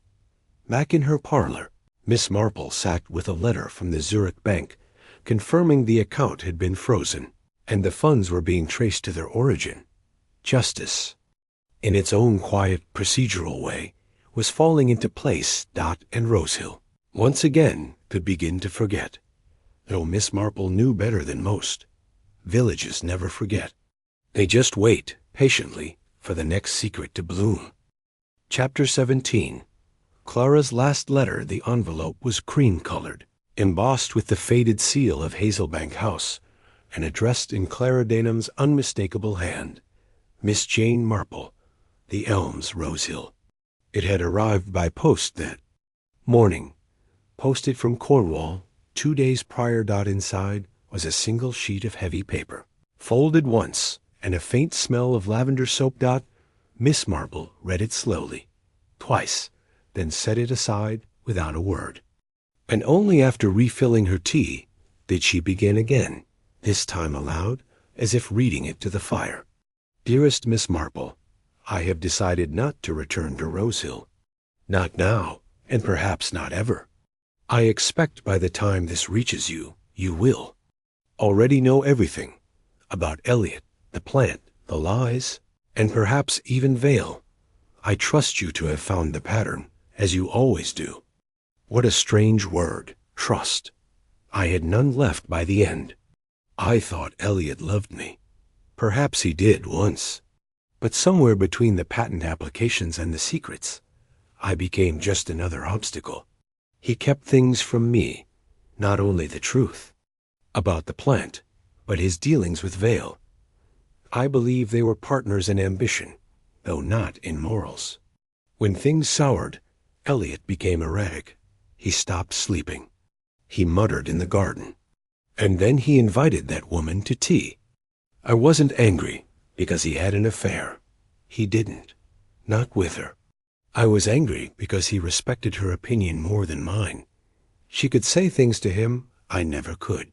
That's when I knew I had lost him. I suppose I was a coward in the end. I let the lie grow. When I found him dead, I thought it would all go away. No scandal, no shame, just silence. But it doesn't work that way, does it? You taught me that.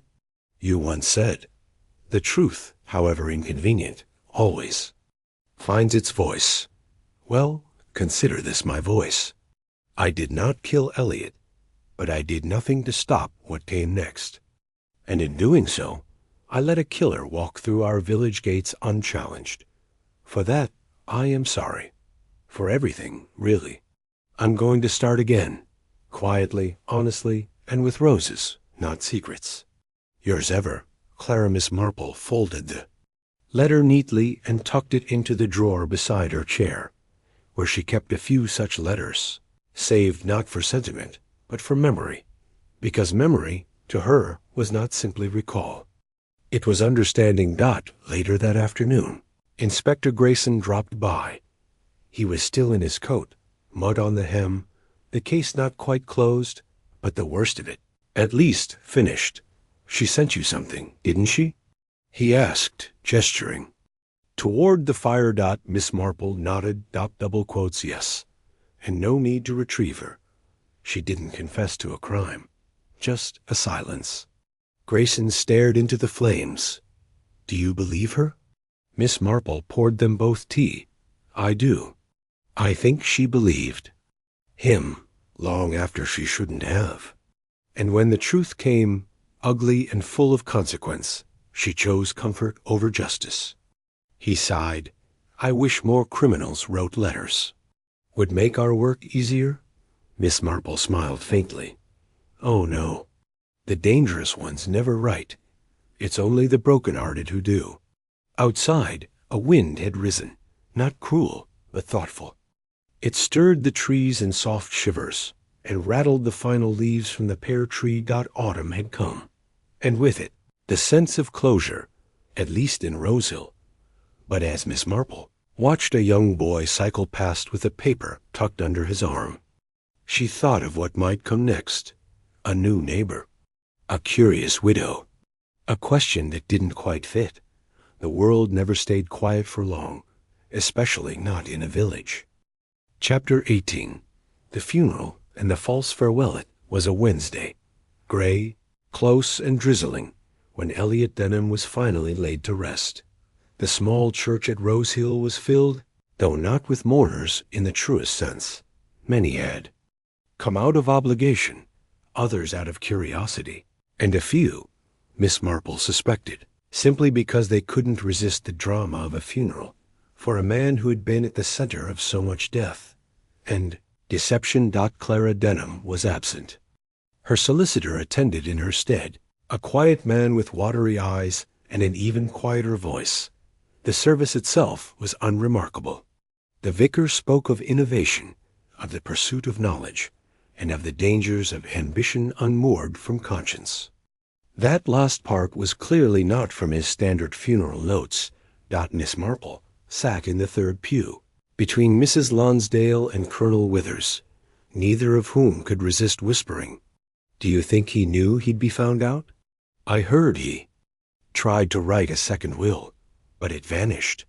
It's a mercy Clara didn't show. She'd only attract the papers." Miss Marple heard it all, filed it away, and said nothing, because she had seen something peculiar. A man in the back, standing by the door in a dark overcoat, collar turned up, hat brim low. He had arrived late and left early. She didn't recognize him, but she noticed the limp, the way he kept a hand in his coat pocket, and the fact that he never once looked toward the coffin, and most importantly, he did not take communion. After the service, a small group gathered at the Rosehill Inn for tea and the kind of polite conversation that always follows a dramatic passing. Mrs. Lonsdale was firmly convinced the plant was poisonous and had tainted the very air. Colonel Withers insisted it was all foreign nonsense, and that Elliot had died because he stopped eating bacon like a proper Englishman. Miss Marple excused herself after the second cup. She had a more important meeting. At precisely 4 o'clock. She was seated in the parlor of Mr. George Harrow, the solicitor who had represented Clara Denham, and more discreetly, Elliot. "As well, Miss Marple," he said, rising with a stiffness that betrayed his age. I assume this isn't a social call. No, Mr. Harrow. I have questions, and I believe you have answers. He hesitated. I've already cooperated with the police. I don't doubt that, she said, removing from her handbag a single sheet of paper, the first page of Elliot Denham's handwritten will, dated 3 weeks before his death. But this wasn't among the documents you gave them. Harrow's eyes darkened. Where did you get that? It was among Elliot's gardening books, she said evenly, wrapped in wax paper. He was very fond of hiding things in soil, you know. The will was brief, but devastating. I, Elliot James Denham, being of sound mind, do revoke all previous wills. I leave the majority of my estate to Isabel Arroyo, in the hope she may use it to further what I could not complete honestly. To Clara, I leave the house and my apologies. It was signed, witnessed, but never filed. Harrow cleared his throat. That draft was never finalized. He changed his mind. I have the revised. No, Miss Marple interrupted. You have the forged version, the one Vale arranged through Lennox Pruitt. There was a long pause. Then he sighed. You can't prove that in court. No, she said, but I don't intend to. I intend to tell Isabel. He looked up sharply. She go public. Miss Marple gave a small, cool smile. Good. It's time someone did. That evening, as the shadows lengthened across the hedges of Rosehill, a small article appeared in the Daily Telegraph's London section. Botanist's death sparks legal dispute over patent. Questions have arisen around the true ownership and validity of a highly publicized plant-based compound developed by the late Elliot Denham. Sources close to the investigation suggest a previously unseen will may name a South American botanist as primary heir. Miss Marple folded the paper and set it aside. The wheels of truth, once set in motion, were difficult things to stop, and in this case, they would likely roll all the way to the Patent Office, the Board of Ethics, and possibly, Miss Marple suspected, the pages of a best-selling biography. As for the village of Rosehill, it was quiet again. The inn was less crowded. The gardeners returned to their tools, and the parish ladies began planning the winter fete. But Miss Marple knew something that most didn't. The funeral had not been a farewell. Not really. Because Elliot Denham was not yet finished with the world. Not with secrets like his. And certainly not with enemies like Clara Denham, who had vanished, but not, Miss Marple, suspected for good. Chapter 19. The return of the widow Rosehill was once again trimming hedges and straightening garden paths. The church bells had resumed their regular rhythm, and even the gossip at the grocer's had begun to turn back to mundane things, a spotted cow in Mr. Bexley's field, or the price of tinned peaches at Dawson's. But one foggy morning, the quiet, cracked Mrs. Chataway, never one to keep a story to herself, burst into the post office declaring, "She's back. Clara Denham has come back." Miss Marple, who had just finished penning a note to her nephew Raymond, paused. "Are you certain?" she asked mildly. "Saw her myself," Mrs. Chataway insisted, breathless. "Came in by the 7:32 from Paddington, wearing black. Took a cab straight to Hazelbank House. I nearly dropped my umbrella." The post office buzzed for the rest of the morning. Miss Marple waited until just after tea to call. Clara answered the door herself. She looked thinner, paler, her usual reserve now coated with a strange calm. "Miss Marple," she said, as if expecting her, "I was just putting the kettle on." They sat in the once grand sitting room, which now bore the faint smell of disuse. Dust clung to the corners, and the fireplace remained unlit despite the chill. "I imagine everyone's talking," Clara said, pouring tea. "They always do." "Indeed," Miss Marple replied. "But I rather thought you might be ready for them this time." Clara sipped her tea in silence, then looked up. "I've returned because of the will," she said. "Not to contest it, but to correct it. George Harrow has resigned. He sent me the draft Eliot wrote, the real one. The one that named Isabel as the heir." Miss Marple nodded. "I saw it." "I burned it," Clara said softly. Miss Marple didn't blink. "I see." Clara set her cup down. "I wanted to keep something of Eliot that was honest, something untouched. But it's no use. You were right. Silence doesn't cleanse anything. It just stains slower." She stood and crossed the room to a desk. From it, she removed a smaller envelope. "This is the last of it," she said. "His personal notebook. He kept it in the garden shed. I found it the morning I left." Miss Marple opened the envelope. Inside was a leather-bound diary, thin and battered, with pages of small, hasty writing. It smelled faintly of soil and tobacco. She flipped to a page marked with a pressed flower, brittle and faded. "Vale knows. I think he's been watching me. Clara suspects something, but I can't tell her. I've done wrong, so much wrong. I thought the plant could save everything. But now I see it was only ever meant to destroy me." The final entry, dated 2 days before Eliot's death, read, "If Isabel won't take it, maybe the truth will find her anyway. It always does, in Rosehill." Miss Marple closed the notebook. "You mean to give this to the authorities?" Clara shook her head. "No, to Isabel, and then I'm leaving again. For good this time.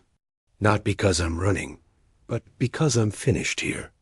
Miss Marple looked at her, truly looked, not with judgment, but with something older, sadder.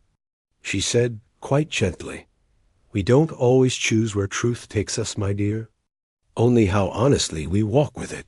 The next morning, Clara was gone. A note left with the vicar confirmed she had sailed for Buenos Aires, to deliver something that never should have been left behind. It said, "The villagers speculated for weeks. Some claimed she had run away with money.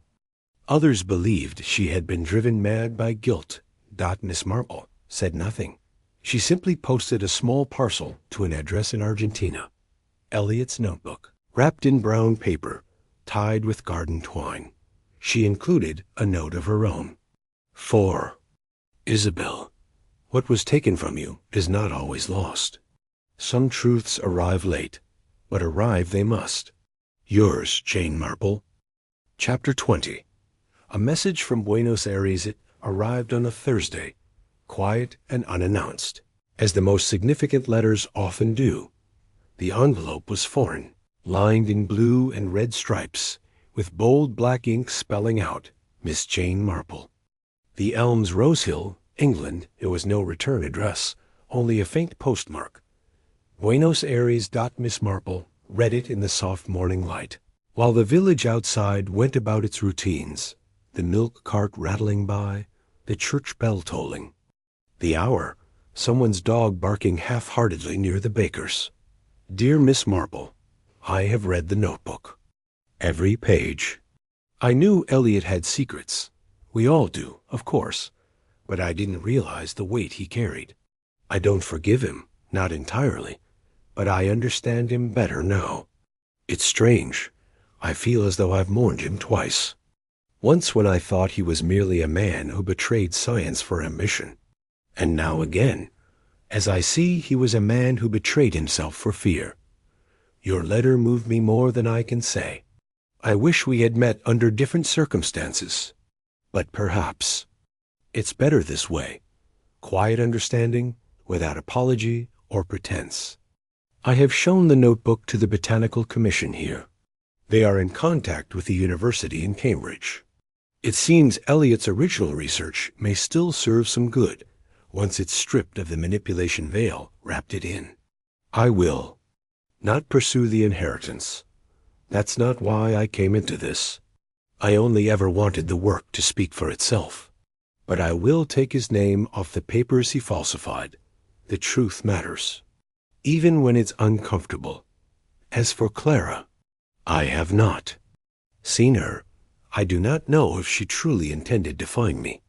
Perhaps her journey was meant for herself. I hope she finds peace wherever she is. With sincere gratitude, Isabel Arroyo Miss Marple folded the letter carefully and placed it in a pale blue envelope, which she then tucked into the bookshelf. Between volumes on gardening and human behavior, she didn't need to keep it in the drawer with the others. This letter, unlike the rest, had no shadow. Later that week, she walked to the grocer's. The air had turned sharp, and the last roses in the churchyard hung low and wilted. Mrs. Lonsdale was there, hunched over a cabbage. I suppose that business with the Denhams is well behind us now, she said brightly. Funny how things sort themselves, isn't it? Miss Marple gave a faint smile. Yes, she said. Funny. But as she left the shop, she noticed something odd. A man in a dark coat standing across the street, watching her. He wasn't a villager. She would have remembered him. Tall, thin, with a face like carved wood. When he saw her looking, he tipped his hat. Miss Marple paused. She didn't wave. She simply walked on, because she had seen him before, once, at the funeral, and she knew without doubt the story wasn't quite over yet. Chapter 21. The man in the dark coat.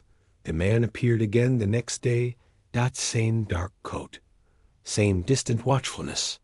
He stood at the edge of the green, seemingly out of place among the schoolchildren and the dog walkers, hands clasped behind, his back as though he were waiting for a train that would never come.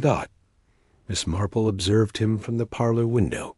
The lace curtain barely stirred. She did not move. She merely sipped her tea and watched, as she had watched so many people in her long life, until the truth began to reveal itself in posture, gesture, hesitation.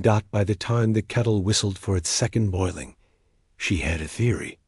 And like all her theories, it was grounded in what she would modestly call observation, and what others might call unervingly precise deduction. She wrote a brief note and placed it in an envelope addressed to Detective Inspector Cray, County, Sid, St. Michael's Division. Inside, she wrote only, "The man from the funeral is back. I suggest someone have a quiet word before he vanishes again. J.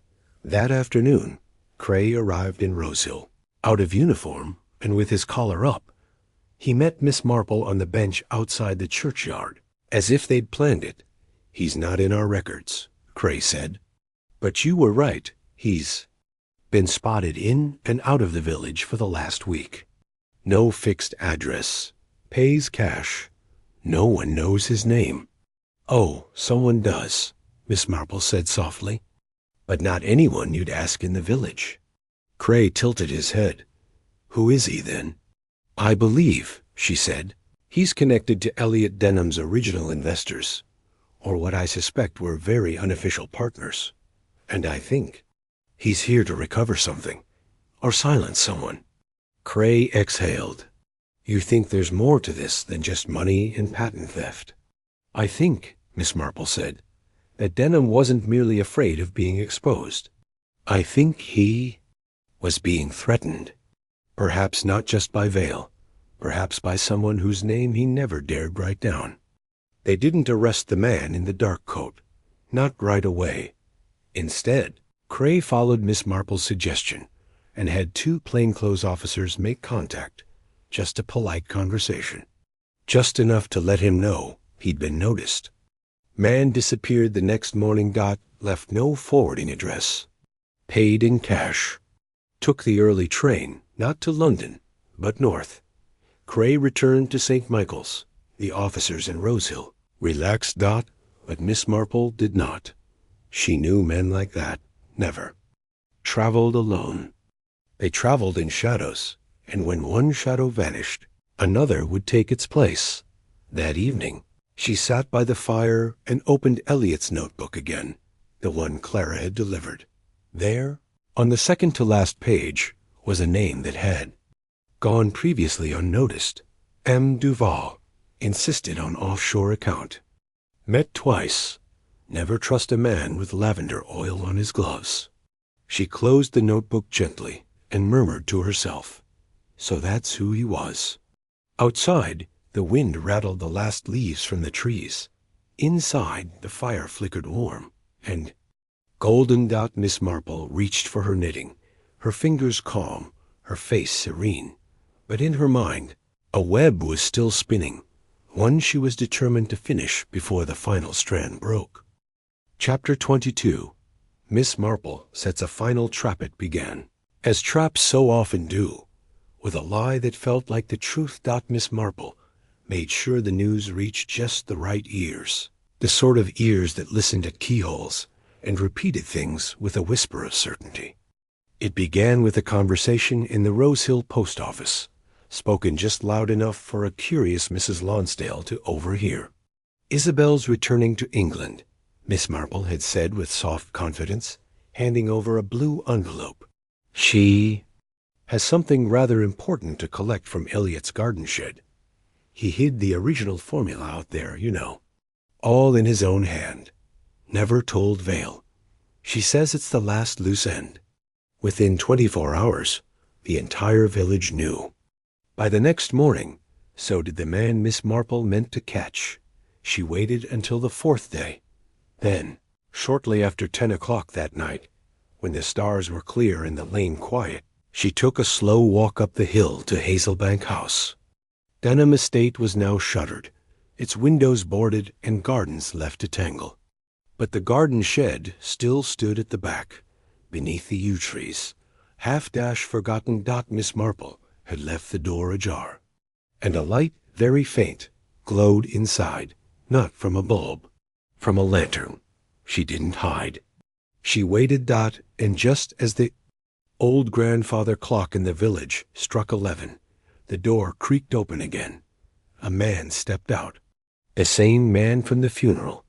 The man in the dark coat. Only now he wasn't dressed like a mourner. He wore black gloves and carried a metal tin under one arm. Elliot's box of garden specimens. He didn't see her until she stepped forward into the lantern glow. "I believe," she said quietly, "that you have something that does not belong to you." He froze. His hand went for his pocket. "Don't," Miss Marple said gently. "The police are quite close." Sure enough, 2 figures emerged from the shadows behind the shed. Detective Inspector Cray and a constable. The man hesitated, then dropped the tin. It fell open on the garden path, not with papers, but with sealed vials, each labeled with dense botanical script. "Modified compounds," Cray muttered, kneeling. "Some kind of concentrate." Miss Marple nodded. "Elliot's.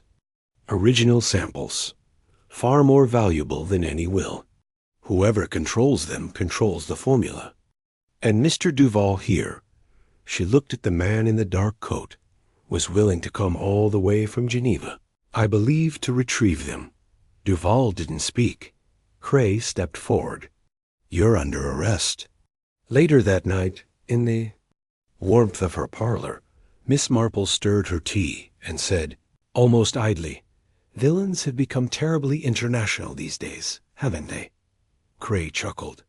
"We had Interpol on him the moment you gave us the name from the notebook. Duval's part of a chemical consortium. Unofficial, of course. They'd been pressuring Denham for months. When Vale failed, they stepped in." Miss Marple nodded. "And Clara? Still no word. But I imagine she's quite far from all this now." Miss Marple smiled faintly. She was always cleverer, and people gave her credit for. The next morning, the sun rose clean and golden over Rose Hill. No strange men in coats. No watching eyes at windows. The formula had been passed to Isabel, properly, legally. The garden shed was empty. Elliot's name, for better or worse, was now a footnote in scientific history. And Miss Marple? She spent the day pruning roses and writing to Raymond about an amusing vicar's wife in Lower Bexley. But later, as dusk fell and the village grew, still she looked once more at the path to Hazelbank House, and she thought, So many secrets grow in gardens. But eventually, even they must come to light. Chapter 23. The Rose That Wouldn't Bloom. The rose bush in question was a peculiar one. It stood alone in the corner of Miss Marple's back garden, a stubborn little thing with thick green leaves and a single thorny stem that refused. Year after year, to flower. Miss Marple had planted it herself nearly 5 summers ago, a gift from Raymond after a lecture tour in Provence. He'd called it a heritage variety with a romantic temperament. It had not bloomed once, and yet now, in the soft gold of early autumn, Miss Marple noticed something different. A single bud, tight, clenched like a secret, but there, bent down beside it, brushing her fingers gently across the leaves. It only took 5 years. She murmured. That same morning brought a visitor. Isabel Arroyo had arrived from Buenos Aires, not to collect anything. She insisted, but to return something. Miss Marple invited her in, brewed tea, and offered scones with jam. I had to see Rosehill once more, Isabel said, looking out the parlor window. The real place, not the version I imagined. You imagined it? Miss Marple asked, curious. Oh, yes, for years. Eliot used to write about it in his letters. He said it was the kind of village where nothing ever happened, and that was exactly what he needed. Miss Marple's eyes twinkled. I'm afraid that wasn't entirely true. Things have always happened here. We just prefer to discuss them. Quietly, Isabel took out a small package wrapped in linen. This, she said, placing it on the table, belonged to Clara. Miss Marple looked at it. An old photograph, a pressed gardenia, and a letter in Clara's script. Jane, I couldn't stay. Not after everything. But I couldn't leave entirely either. You are right. Some truths take root even when we try to bury them. Thank you for protecting mine. Yours, Clara. Miss Marple folded the letter slowly. She left this with you? Isabel nodded. The day before she left Argentina. She said you'd know when to read it. Miss Marple looked down at the gardenia, dry and pale but intact. Always the gardener, she whispered. That afternoon, they walked to Hazelbank House together. The boards had come down. New owners were considering a purchase. A young couple. From Oxford. Isabel stood in the old garden, where the silent plant had once grown, and said softly, it was never the plant that was dangerous. It was what people wanted from it. Miss Marple smiled. That's nearly always the way. Before she departed, Isabel visited the churchyard, where a small headstone now stood for Eliot Denham, modest, clean, and placed beside a newer stone without a name. Clara left instructions, Isabel explained. She didn't want her name engraved, just ... to be near him. Miss Marple nodded. She understood him in the end. And perhaps he did her, too, far too late. That evening, back at the elms, Miss Marple noticed the rosebud again. It had opened. Not wide, not showy, just a single bloom, deep red with a heart of gold. She knelt beside it and smiled. At last, she said, the truth blooms even, in silence. And with that, she snipped the rose and placed it in a little glass vase, not for show, but for remembrance. Chapter 24. The hidden corpse. It was the vicar's dog that found it. Or rather, the vicar's wife, following the dog's insistent barking along the overgrown bramble path behind the cemetery wall. She had intended only to gather blackberries. Instead, she came back pale and breathless, clutching her basket with both hands, her voice tight with disbelief. It's a body, a man, in the old well behind the hedge. By midday, the entire village knew. By 2 o'clock, Inspector Cray had cordoned off the area, and Miss Marple, though not officially invited, arrived with a calm expression and a shawl draped around her shoulders. She stood a few feet from the open well, eyes narrowing as the constables carefully lifted weathered, crumpled form from the pit. The body was unrecognizable at first, badly. Decomposed months in the damp darkness, but the coat was still intact, dark, long European tailoring. Miss Marple didn't need to see the face. "That's not Duval," she said quietly. Cray turned to her. "No, no," she said. "That man, the one who returned for the vials, who followed me, that was posing as Duval. But the real Duval? I believe we just found him." It made sense too neatly not to be true. Elliot Denham had been blackmailed, pressured, even threatened. But when he tried to cut ties with the consortium, Duval came in person, thinking he could intimidate a weary man in a sleepy village. He hadn't counted on Clara.